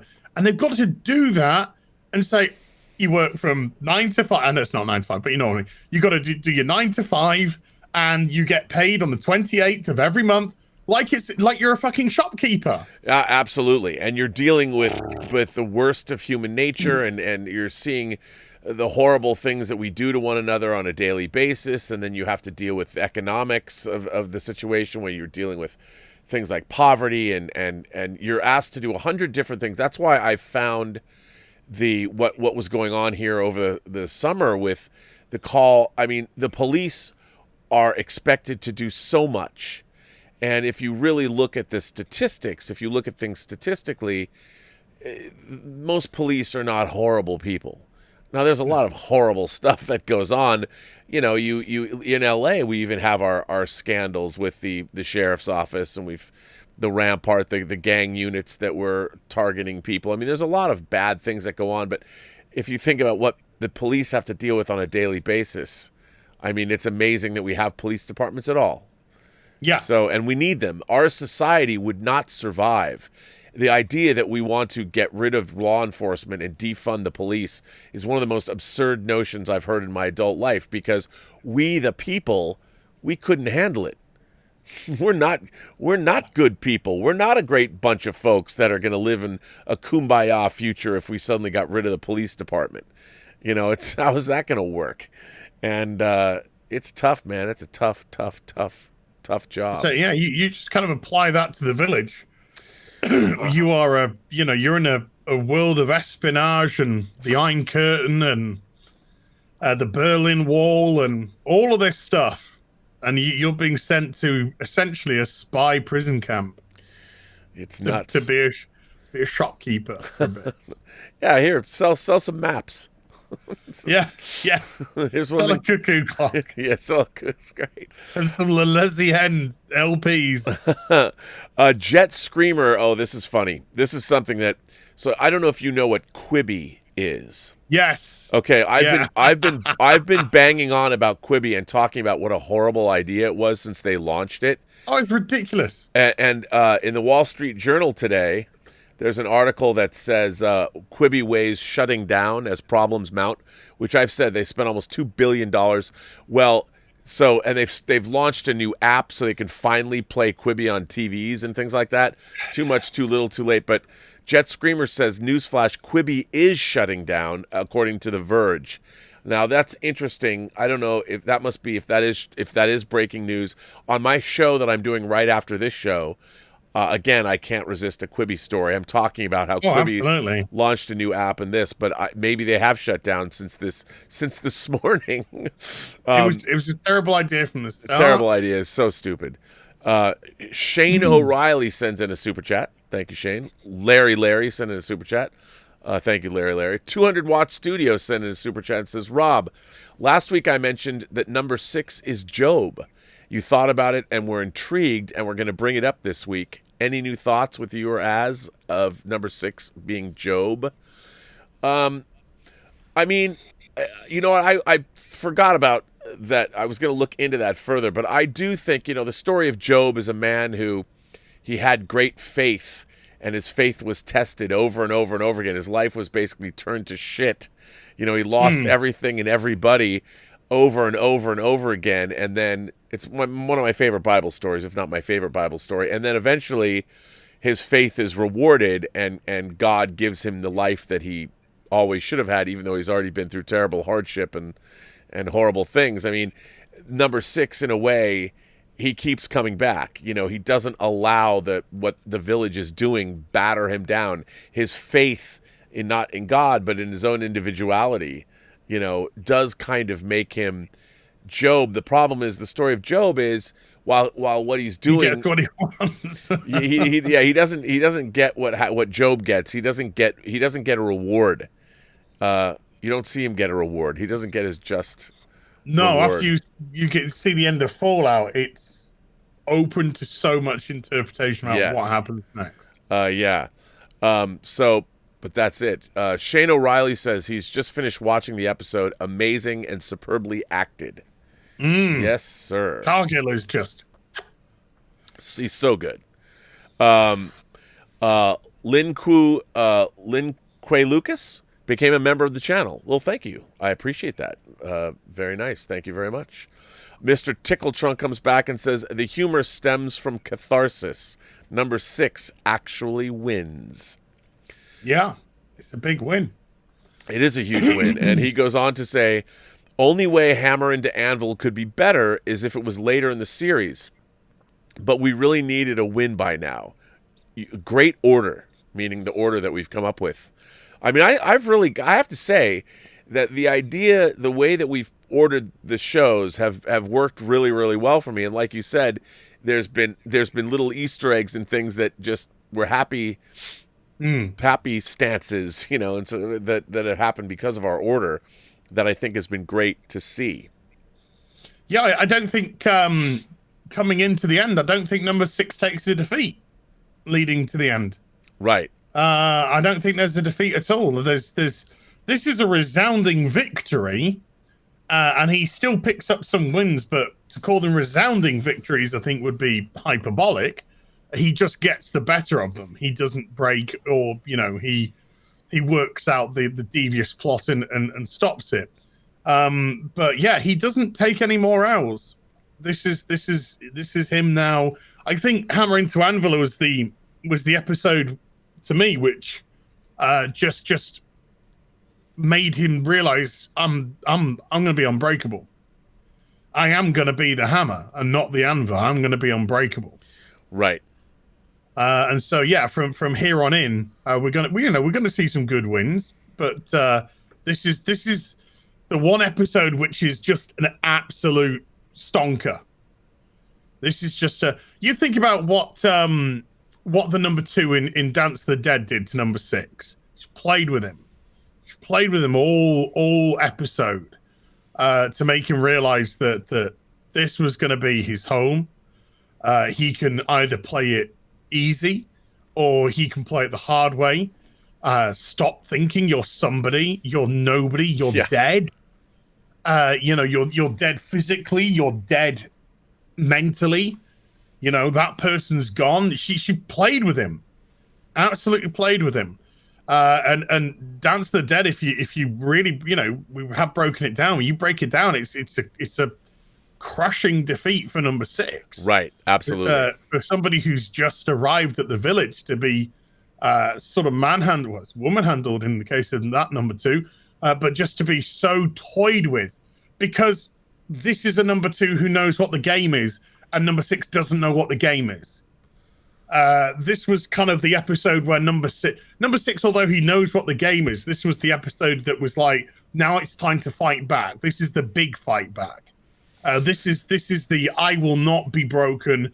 This is even that kind of goes above and beyond. Not only will I not be broken, not only will I be the hammer, but I am actually going to destroy you. I'm going to destroy what you stand for. I'm going to destroy your system of values. I'm going to destroy how you treat people. I'm going to destroy the way that you try and use and abuse. And he does every single solitary aspect in this episode. It is a resounding victory. Well, let me ask you. So I'm always, when I watch these episodes, I'm always trying to put myself, like, what do I learn now? In 2000, this was 1967, but you're talking 53 years later from the time that the series debuted, and so much of the messaging that we get in these episodes is still very relevant today. A lot of the cautionary things that these episodes bring up have come to pass, and I don't think even the prisoner could have number 6. He would be shocked at the level of surveillance that we not only have in our society today, but we gleefully have. Like we are our phones. I mean, the greatest sort of all of that idea that, and we've just given it up. Especially like, look at the people that reside in the UK. You've got cameras everywhere. Yeah, and everyone's like, that's fine. We've created. I imagine that there's a big control room with a spinning seesaw, that is watching over us all. And this episode, in a way, I mean, it's kind of like gaslighting, or it's. I feel like so much of this, the modern age, everyone's trying to pull something over on, like, everyone else. You look at dueling news.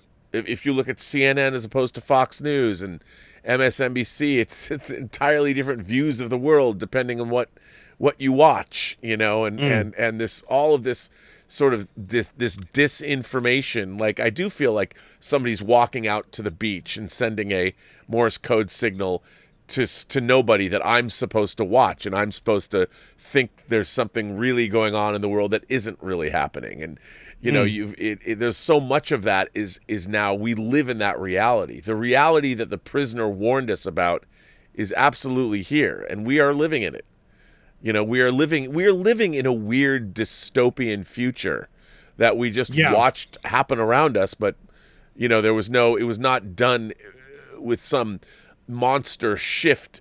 It didn't happen because of a war. It crept up on us, and we allowed it to happen. Like, yes, give me a phone that has even more surveillance capabilities on it. I see to me, this episode is telling you, don't be ruled by fear. The way that number 2 tries to dominate the female, he tries to dominate number 6, but number 6 just not having it because he's a different breed of animal. But this is saying, don't give in to fear. And this is why at the beginning of the episode, I said that number 2 came across very much as like the press. Right, sure. That the way that they would they hound you for the story, for the information, and they would sort of use everything at their command to try and do that. Hey, did you know that your husband is away at this chateau? And my husband, I have no comment. My husband's a lovely man. Then you start sending them the pictures. Then they get the pictures. You break them. Then you call them back up. Did you? I'm so sorry. I just I hear that you've received some pictures. Oh my God! Drawn to give the story. And if you, the lesson unfortunately hasn't been learned by any of us. because you can go onto Twitter and you can see that. But just imagine if you took the attitude of don't be ruled by fear and then applied it to something like Twitter. So there's Twitter tried to push this fear, news, CNN, Fox, death, Orange Man bad, Biden's son fucking kids. You know, all this horrendous stuff at you. It's all negative. Every time you turn it on, negative. What if everyone was just tweeting, hey Dave, it's great to see you, man. I hope you're going to have a great day today at work. All the best to you and June and the kids. You know, well, and it was just full of those positive messages from people having great interactions. Hey, it's wonderful that you're in the UK, being in Australia and other side of the world. It's just so crazy that here we are coming into springtime and the leaves are falling off the trees in old Blighty. Well, you know, doesn't happen though. I mean, I use Twitter kind of both ways. I mean, you know, my politics obviously is I used to think I'm a classical liberal, but I'm no Trump supporter, obviously. But what I do find interesting is that whether you support Trump or not, I do believe people should be allowed to support whatever political candidate they should be allowed to support. And something that happened the other day, did you hear what happened to Chris Pratt? Well, I was just about to say, to me, it goes beyond that. It goes to like Chris Pratt. I mean, I was going to do a video today, but I actually fell asleep and I was snoozing in the afternoon instead, which to me was much better. But there you go. It really bothered me. Like, of course, the Avengers were going to do a Joe Biden fundraiser, and Chris Pratt decided not to. For those of you who don't know, and because Chris Pratt goes to a certain church and he's a Republican, and what bothered me is that he should be allowed to do that. We live in the United States. He's allowed to do that. He is allowed to do that. And this is the problem. That's the problem. He's allowed to do that, and the problem is the way that other people are trying to make that not the case. Yeah, and it bothered me because our politics could be different, but the whole point of democracy, is that you must respect your fellow citizens' ability or desire to not agree with you, and then you can engage in cogent, learned debate that will lead to you finding common ground with that other person and hopefully being able to establish policy that will benefit everyone. And I think that it's crazy to me that our politics has become so divisive in this country that we have forgotten that. You know, whether you like our current president or not, the man is the president of the United States. And ultimately, there is the office to consider and what governing the country means. And I don't think if you have somebody that is a supporter of the current sitting president, whatever you feel about that president or not, why should that person be pilloried for liking our current president? It's just this is the fear thing. You look at the dogpiling that's been going on with Chris Pratt. I know, and the dogpiling is so beyond disgusting, but to me, it's all fake anyway. Right. This has got nothing to do with Chris Pratt's politics. This has got nothing to do with the fact that Chris Pratt is a Christian. This has got nothing to do with Chris Pratt loving his wife and kids. Because when somebody turns around because somebody's got, I love my wife and kids, and their response to that is, oh, you are a cis, white, hetero bigot. Now, because you say I love my wife in my relationship, that means ergo you hate gay couples, you hate blah blah blah. It's all nonsense. These are the gotcha games. We saw it with Cleopatra and Gal Gadot. It's all fake. It's all phony. It's people to get a dopamine fix on Twitter, and these people are given into fear. They are doing exactly what you shouldn't do. That's being kind of moralized in this episode of The Prisoner. They're given into fear because they're just joining the mob. It's a mob mentality where you know that people, you're going to call them this, that, and the other. You're going to get your clicks. You're going to get your 10 likes, and for some reason that's your world. is you're getting your 10 hearts on Twitter. Jesus fucking Christ, what's your life?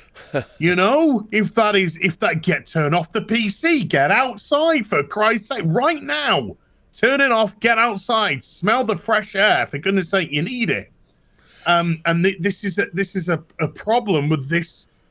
It's a problem with the way that mainstream media attack, because people look at the way that mainstream media deal with people, talk about people, and they go and mirror. Like we've had the mirroring in this episode.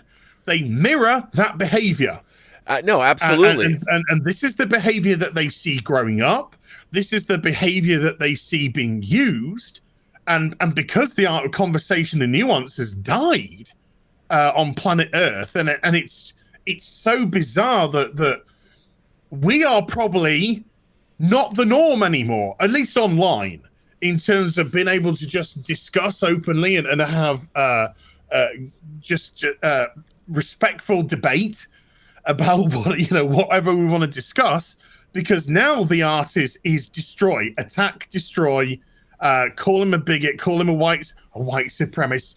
What the flying frickety fuck? How did you get I love my wife and Jesus to I'm a white supremacist? Because you're trying to equate it with all the religious aspects, all the religious dogma that you want to cherry pick from a book that's that bloody thick to support your argument. It's fake, it's phony, it's pathetic, and it's what happens when you give in to fear. Yeah, I mean, I was flabbergasted by watching this all go down. It's been interesting to watch, especially over the last couple of years, how things have changed so quickly in that direction. This gotcha mentality, or it's very disconcerting because, especially I like to watch lots of things from differing points of view. Like in terms of The Village, I want to live in an environment, and if I had to live in The Village, I would at least want to be able to hear many different schools of thought, many different kinds of people. I think being able to jump around, one of the great things about like YouTube is I can jump around from video to video and get all different kinds of points of view depending on what it is I'm looking into, and I like that. But you can get nuanced discussion. Absolutely. Or at least a nuanced argument presented, which you can't on Twitter, because Twitter's 140 characters, whatever, 240. No, and so it's designed for attack. Yes, it's designed for argument. It's designed to be misconstrued. It's designed to be taken out of context or be contextless. And when you have this social media, which promotes that, and we'll talk a shit ton about social media next week about a change of mind. I promise you that, folks. Absolutely. But when you have that sort of attack and fearful mentality, look, let me just refresh my Twitter right now. What's happening? New Borat film includes a compromising scene with Rudy Giuliani, who's got his hand down his pants. But that's now, you can't do that. What else we got? R.I.P. Somebody who was killed in Nigeria, shot by the gun militia. Then it's just negative, fear. Wait. Can I just say that this is the greatest? Wait. You know what? I have to put this up. I got to show this to you because the Quibi thing is not really about the prisoner per se. But since somebody said it's breaking news, I got to show this graphic. I'm going to throw this graphic up of what I just saw. I haven't read these things, but essentially Twitter's saying always be frightened. Yes, always. Media's saying always be frightened, and governments are telling you always be frightened. Well, look at this. Look at this. From 17 hours ago, Quibi apps arrive on Apple TV, Android TV, and Fire TV. But are they too late? From 2 hours ago, Quibi might get shut down soon. An hour ago, Quibi is shutting down. That, to me... Well, that escalated quickly. I mean, and it's funny because that's what my show is. I'd set that up to talk about, I don't think anybody has been as bemused by Quibi's journey as I have, but it's just such a strange thing. Like, I think I see the whole idea of Quibi and our modern society kind of as the same thing. Like, you have these learned people that have done very well in their lives and their careers, and they come up with an idea that was so monumentally flawed from the get-go, which was Quibi. They should have known better, and yet they did all of these things to try and make it work, and yet whether on spreadsheets they thought it would work, they raised almost $2 billion to do this, and it was a miserable failure from the get-go. And this is something that people should have known. Like, how does any intelligent adult believe that this could work? And I feel that we're living in a world that's like that all the time. Like, you look at number 2, I mean, he falls into these, he becomes paranoid, and he has his entire, whatever he might have believed, turned against him. And you want somebody to stop and go, okay, number 2, like, this is blank paper. That's what number 14 would have done, but he sent him away. It's this paper's blank. You send it to the lab. There's nothing on it. But no, there's something. There's something on this paper. And I feel that we live in this world now where everyone is number 2 talking about what's on these blank pieces of paper. And well, I think it's more that not all, but certain companies and certain TV stations and certain other medias, comics, video games to some degree as well, are telling you what you want. And they're not listening to what you want, or they are actively dismissing what you want. So they're saying, oh, you don't want YouTube. You don't want a free system where any person can be as creative or as lazy as they want. You don't want that. No. You want a paid subscription service where you get 10 minutes of fucking episodes of TV from shows that were cancelled 20 years ago. They're new, though, and they're completely, it was such a bizarre system, and then they marketed it with such a negative, cynical way as well, as if just kind of like poo-poo YouTube. And that's what this is, a systematic problem. You could look at politics, and I'm using politics in a very broad brush here.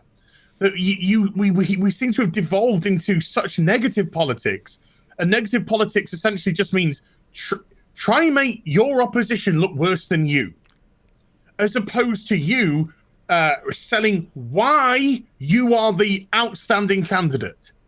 And is that because some of the decisions that you are going to have to say are going to be harder decisions? Are you so fearful of the truth not putting you into potential power because of the negativity that you would rather fall into this disinformation? You'd rather fall into this cesspit of let's try and find out more dirt than they can find out dirt on us. Yeah, it's crazy. I mean, it really is. You think back to like John F. Kennedy's great speech: "Ask not what you can do for your country. Ask not what your country can do for you. Ask what you can do for your country." And I feel like, I mean, growing up loving Star Trek or these kinds of things, I thought this was like par for the course. I thought this was normal human behavior. Like, we should all band together. And, one of the great strengths I've always thought about, America was the idea of, like, the Amish when you're going to build a barn, like in the movie Witness.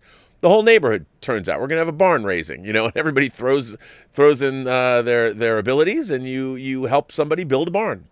And in America, I grew up in this country thinking that, yeah, man, if you want to do something, you call up your friends and you're like, hey, man, you want to do this thing? You want to go make this thing? You want to go do this thing? And people are like, yeah, that sounds great. Let's go do that.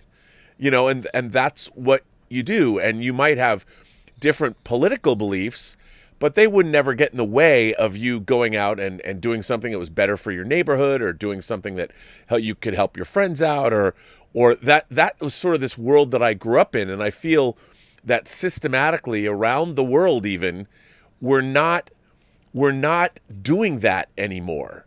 But And is that not politics at all, though? Is that more of a systematic problem with letting the internet dominate the world?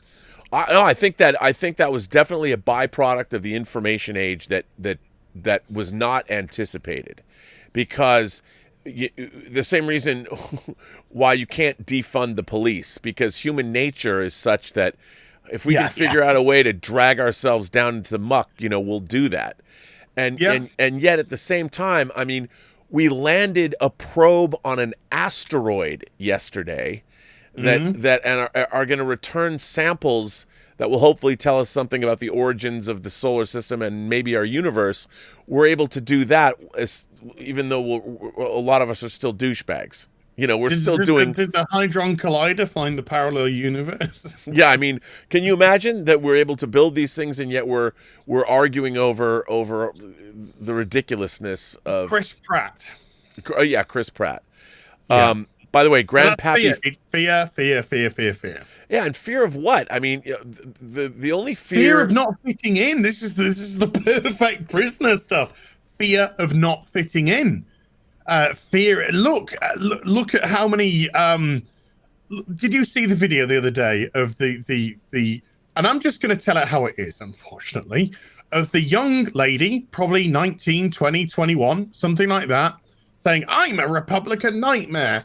I'm a non-binary, polyamorous, pansexual," and she just reels off all these labels.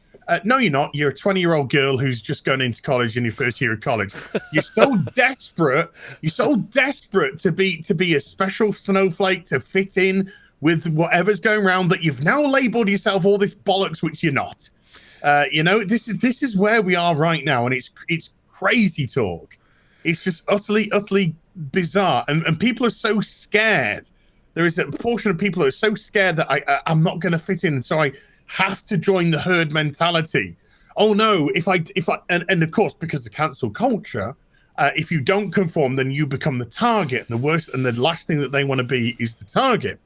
So it's bizarre in a Western society that we can say somebody's brave for saying that they're voting a certain way, or openly admitting to voting a certain way, because of the fact that their industries are so saturated by this mob mentality, by this you must conform rule, that if you do come out and say, I actually want to vote for the other person, which is perfectly within their God-given right to do so, you will be ostracized from the industry.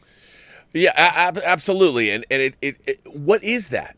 Like, what is that about? It's it's fascism. It's fascism, and it's also, one of the things that so I'm running this film festival on my channel, and I figured one of the byproducts that I learned when I was making a movie is making a movie requires a lot of different disciplines, a lot of things that come into play when you make a film.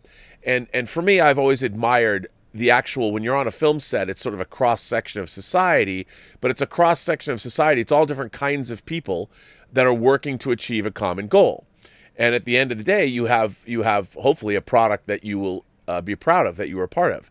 And I've always thought that there's something therapeutic about making things, sitting down and making things and implementing it. And at the end, you actually have something that people can watch, and that's kind of what I was hoping to convey. And that it's always more interesting in your life when, rather than stew and sit on Twitter or bitch and moan and complain or get in these arguments with people, it's much more interesting to go out and make something.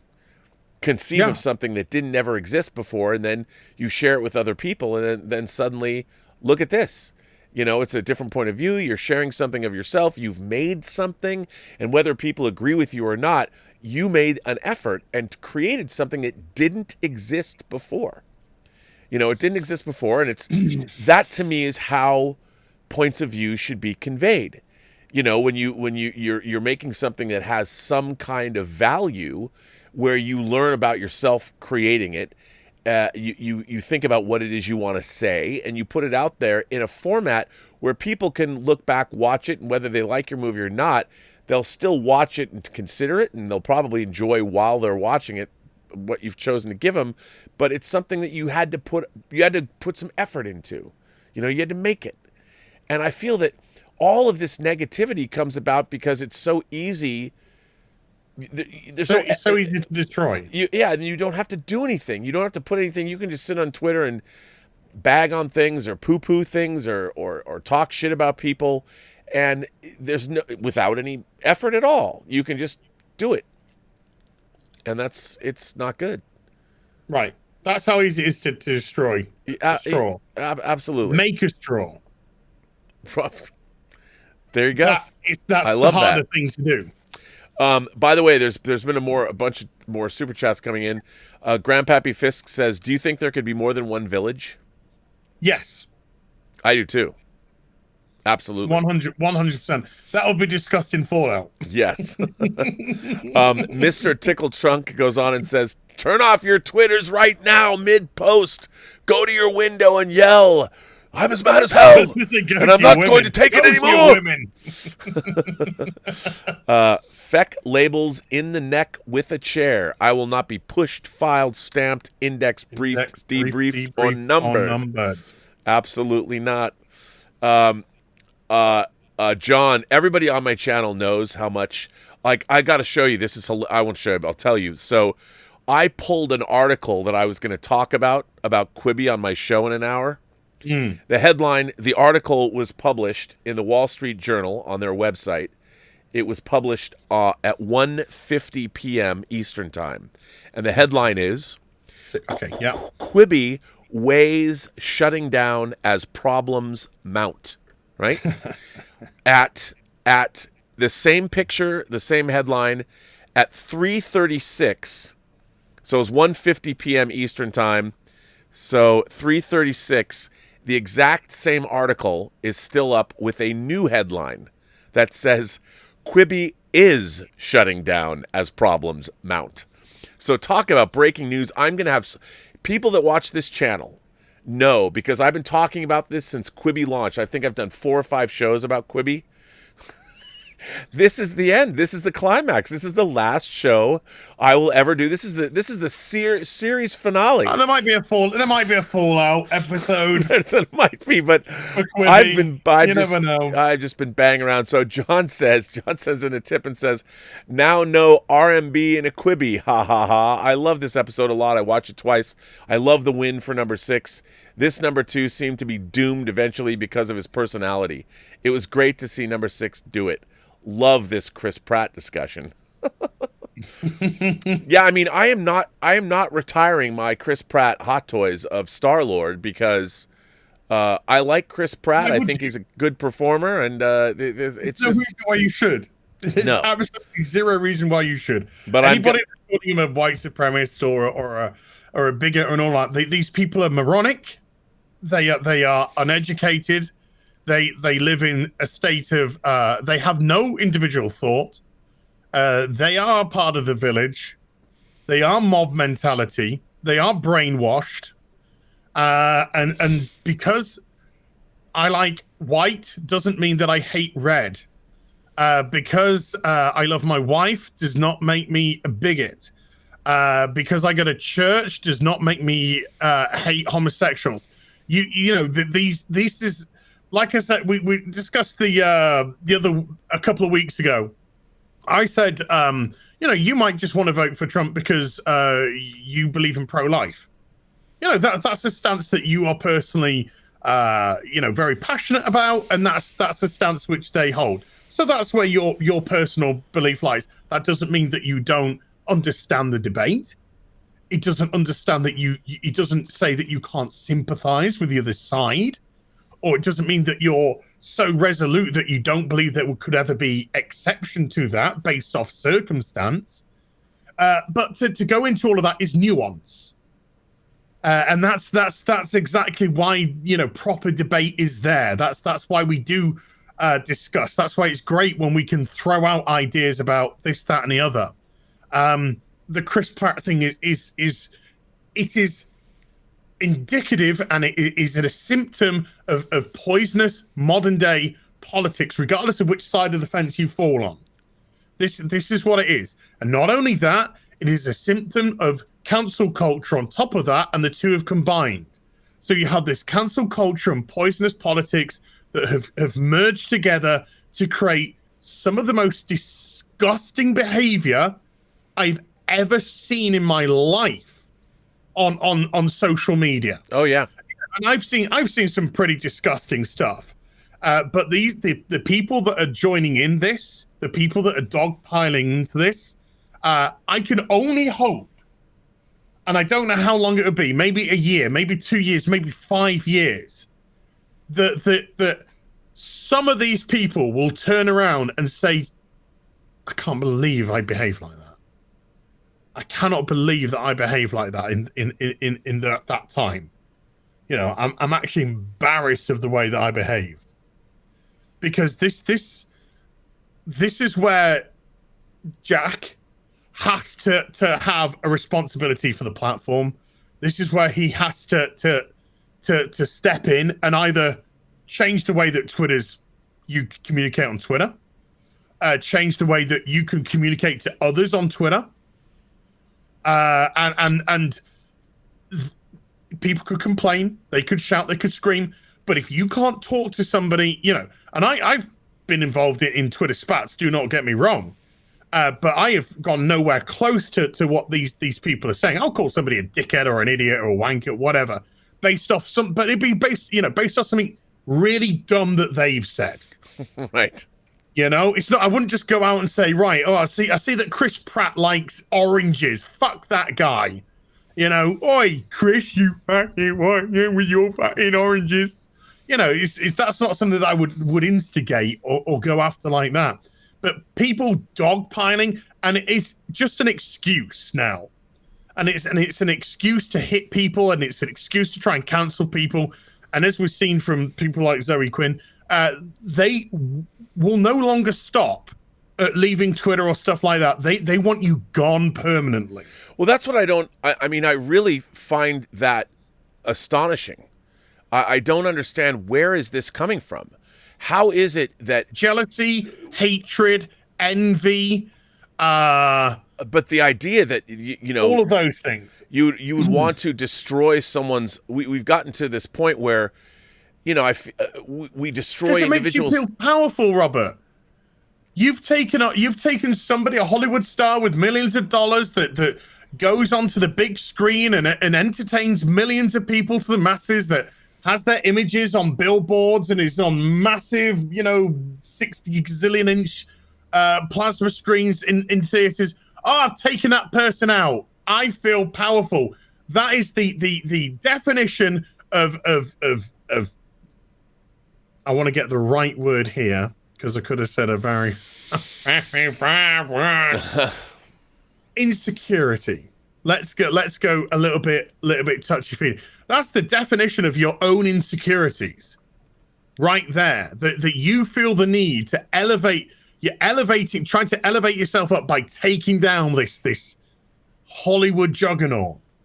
See, I just think that you know, the only way to lift yourself up is to do things for yourself that make you happy. And I don't understand. I mean, what you said is absolutely correct. But I've found that, you know, I've been lucky that I've been able to make things my whole life, things I was interested in, media, doing this show, for instance. We're making something. This show, our 2.5 hour episode of Hammer into Anvil, before noon today, my time, and 8 o'clock your time, this analysis show didn't exist.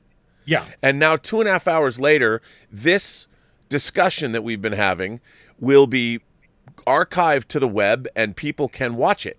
We've actually created something that did not exist when we both got up this morning. And there is something that I think this discussion has value. And I think that our society would do well to, I mean, imagine if everybody was more interested in something, and we're talking about something that we love, which is another creative endeavor that was created by somebody else 53 years ago that has resonated through time, and ultimately it has served to, I think, better the human understanding of one another. So what happens when you wake up? You have no desire to create. You have no self-esteem. You have high ego because you hide behind a keyboard and veil yourself in a level of anonymity. Where do you get your dopamine? You get it through destruction, because it's quick, easy dopamine hits. It's the game in Star Trek, right? It's putting the cones in the holes. I guess because the question is, you still have to live in a world like look, the income inequality in this country, the fact that so few people own so much of America's wealth, that's fine for them, but eventually the rest of society will crumble underneath that weight. I mean, ultimately, what used to be the middle class, it will go away, and unless this problem is fixed, unless you have a society that can manage itself, it will all crumble and fall. And the people that are at the highest income levels that own most of the wealth, they're going to have to pick up the pieces, and the lives that they've built for themselves on the backs of everybody else, on the society that they're a part of. Unless you contribute to that society, it will all fall to dust. And what I don't understand is, I feel that in the digital age, in the age of social media, we spend so much time tearing each other down that eventually we're going to be left with nothing. You're going to be left with anarchy. It's going to be road warrior. You're going to be, in the deserts fighting against, everyone's going to be fighting against everybody else. And what we really need to do as a society is turn around and figure out what is it that we're going to do from now on. How can we move forward to prevent the entropy that's so rely on China and start developing your own internal industries again. Absolutely. That's where all industries going. It's going to child labor in China because it's cheap.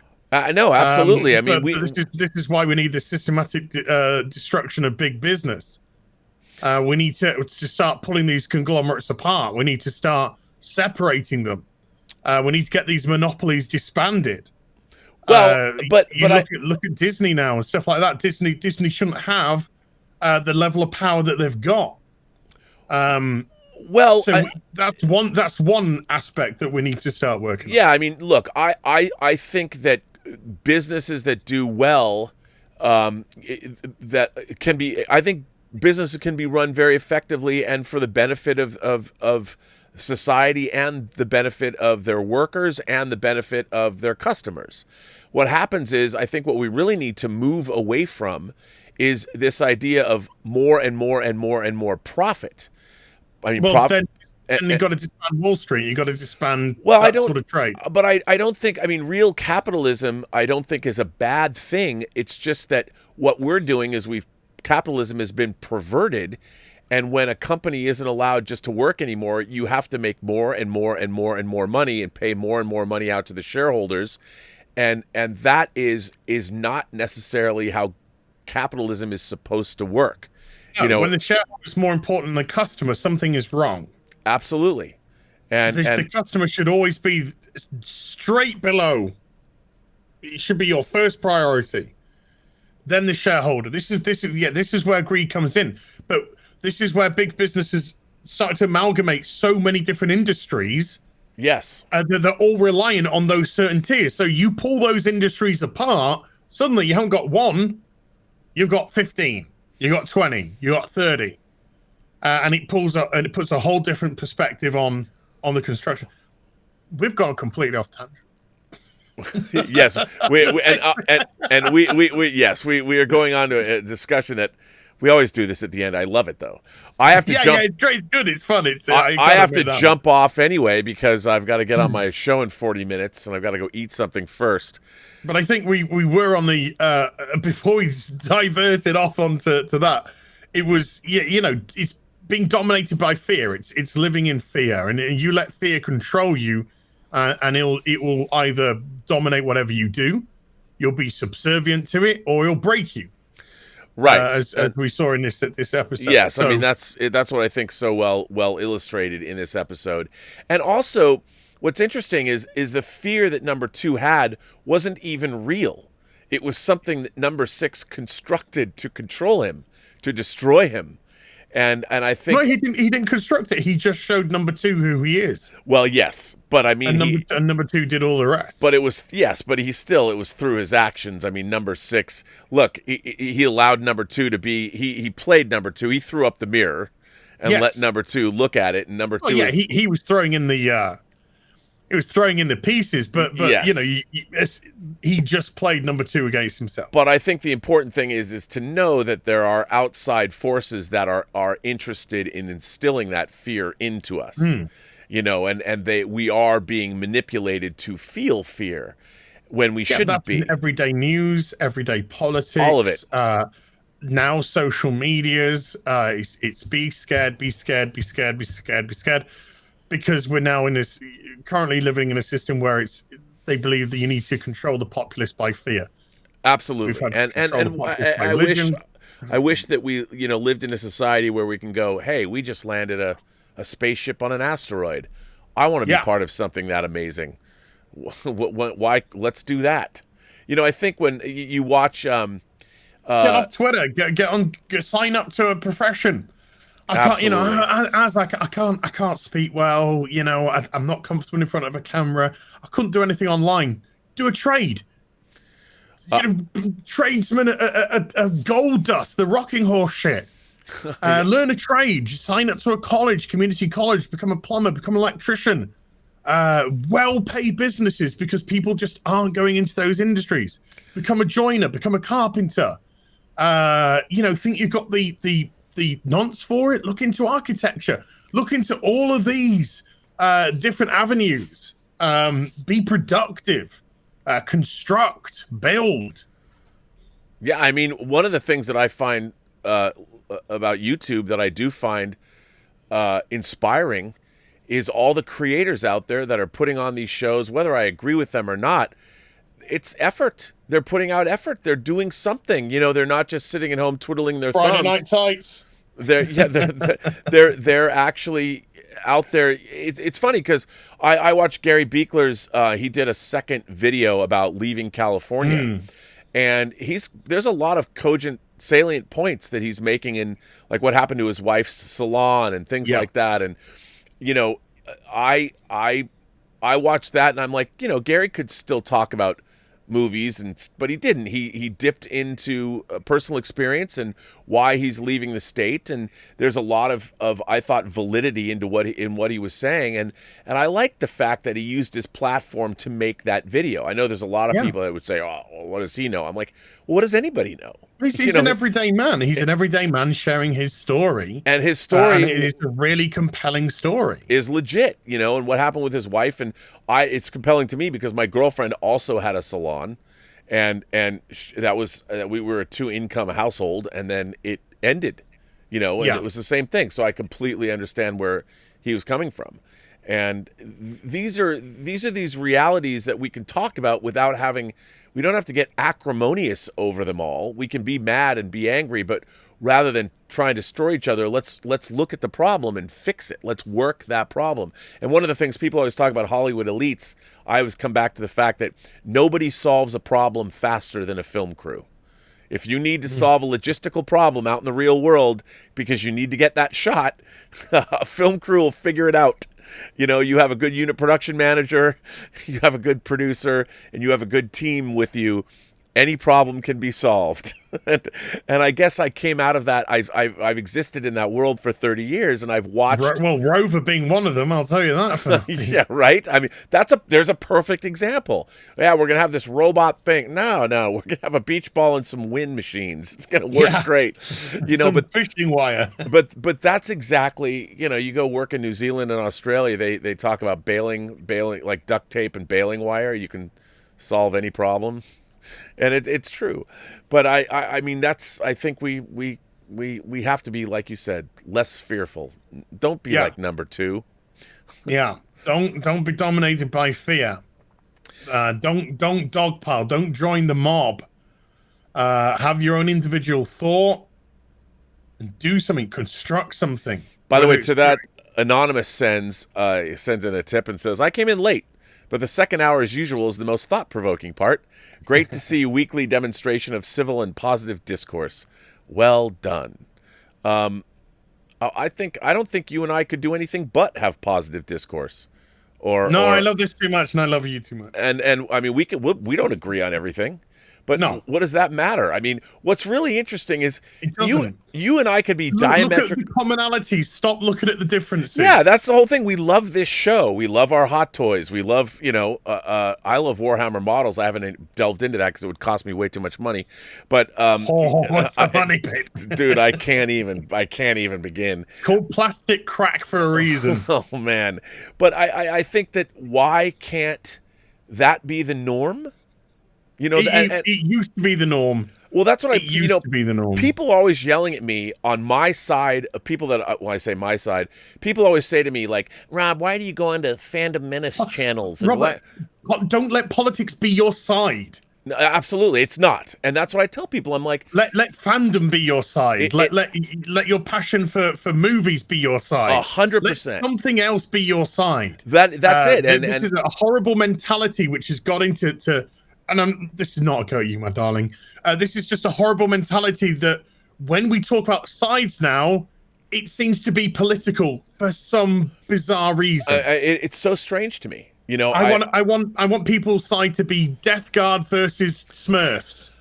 That's what I want my side to be. I want it to be Empire versus Rebels. That's what I want. Those side discussions. They're the fun discussions. They're the fun sides because we still have commonality. And we still have love, and we can have amazing conversations and character talks and episode talks and whatnot. Yeah, don't let politics be your side. No, and I to me though, great stories are about politics, and I like discussing political issues as issues. I've never thought of politics as being something, like I've gotten into this new. There's an economist and a philosopher named Thomas Sowell. And he's I think he's 90. He's a conservative black guy, and a lot of people don't like him. But I've recently went down a YouTube rabbit hole where I've watched his discussions, and he's a very, very clear thinker, and I think he has a lot of interesting ideas. And I've ordered a few of his books, and I've been delving into what he has to say. And I'm like, wow, I feel enriched. Do I agree with everything he says? No, but I feel very enriched listening to what he has to say and how he says it and how he gets from point A to point C. And I think there's something beneficial. I don't have to love everything anybody says, but I can recognize that those people are thinkers. They're clear thinkers, and they're worth understanding. Just like many, I mean, if I were to just read things that I agreed with, well, then how do you know what you actually believe if you're not reading something that you don't agree with? So you can always put your own beliefs up against someone else's beliefs and really understand what it is you do believe. And I don't understand, why can't people do that anymore? But because that's herd mentality. That's the fear of cancellation. Because once upon a time, people just be like, oh, fine. Now it's you have a different opinion to me. I'm going to destroy your life. Right, and that to me is I don't come from that area at all. By the way, Mr. Tickletrunk says, Narn versus Centauri, discuss. That's a Babylon 5 reference. Well, let me tell you, sir, I wouldn't know. Yeah, the Narns turned out to be an elegant, honorable people, but the Centauri were a bunch of dickheads. Oh, run by a smooth. corrupt emperor. They all deserve to be destroyed. No. Oh. But listen, I do have to jump. Yes. It's 2:30 for me here, and this is another great stream. 2:30. That you're a racist, Robert. Now I'm gonna have to cancel you. I shouldn't have said Chinese dentist. Unbelievable. Yeah. That's what I was. Time to cancel you. Bye. Terrible. I'm gonna go play with my Chris Pratt Star-Lord hot toy figure. I'm gonna buy one, and I'm gonna put him right next to Just Captain because Marvel on the same shelf. Well, What's gonna ultimately, happen then? the victim is Brie Larson in all of this. Yeah, the logic leaps are incredible, absolutely incredible in this world. That actually kind of makes me want to do that now. I want to get my Star-Lord action figure and put him next to put his arm around like that. Put a thumb up. If he's got a thumb up hand, just got a thumb up hand like that. Well, listen, thank you for coming to my channel this week. So next week we are doing what? We are going to do a change of mind. A change of mind. Number 6 has been deemed unmutual and is open for Twitter cancellation. Yes, which should be fun. Now, how far? I don't even know how many episodes have we done. I think we've done 11. We have 1, 2, 3, 4, 5, 6 left. We have done 11 episodes. Wow. Now. Wow, I'm going to be sad when this is over. And that's with me being poorly sick for 2 weeks as well. Was it 3? Possibly 3. 2 or 3 weeks. Yeah. Otherwise, we would have only had we'll be coming into the home straight. Wow. Amazing. So yeah, change of mind is the homework for next week. My channel next week. Yes. Well, sir, it was another fantastic stream. Loved it. And I guess all that's left to say is be seeing you. Seeing you. And it is a salute. It is a salute. It's a salute. All right then. Okay, what? I will guess I will take my leave of you. Yeah, have a good show. I will, and I will see you in a week, sir. Yeah, this is the last day with this horrible chair. Yes, sir. And I bid you hang on. I'm going to end this stream, everybody. Join me to talk about Quibi in 20 minutes.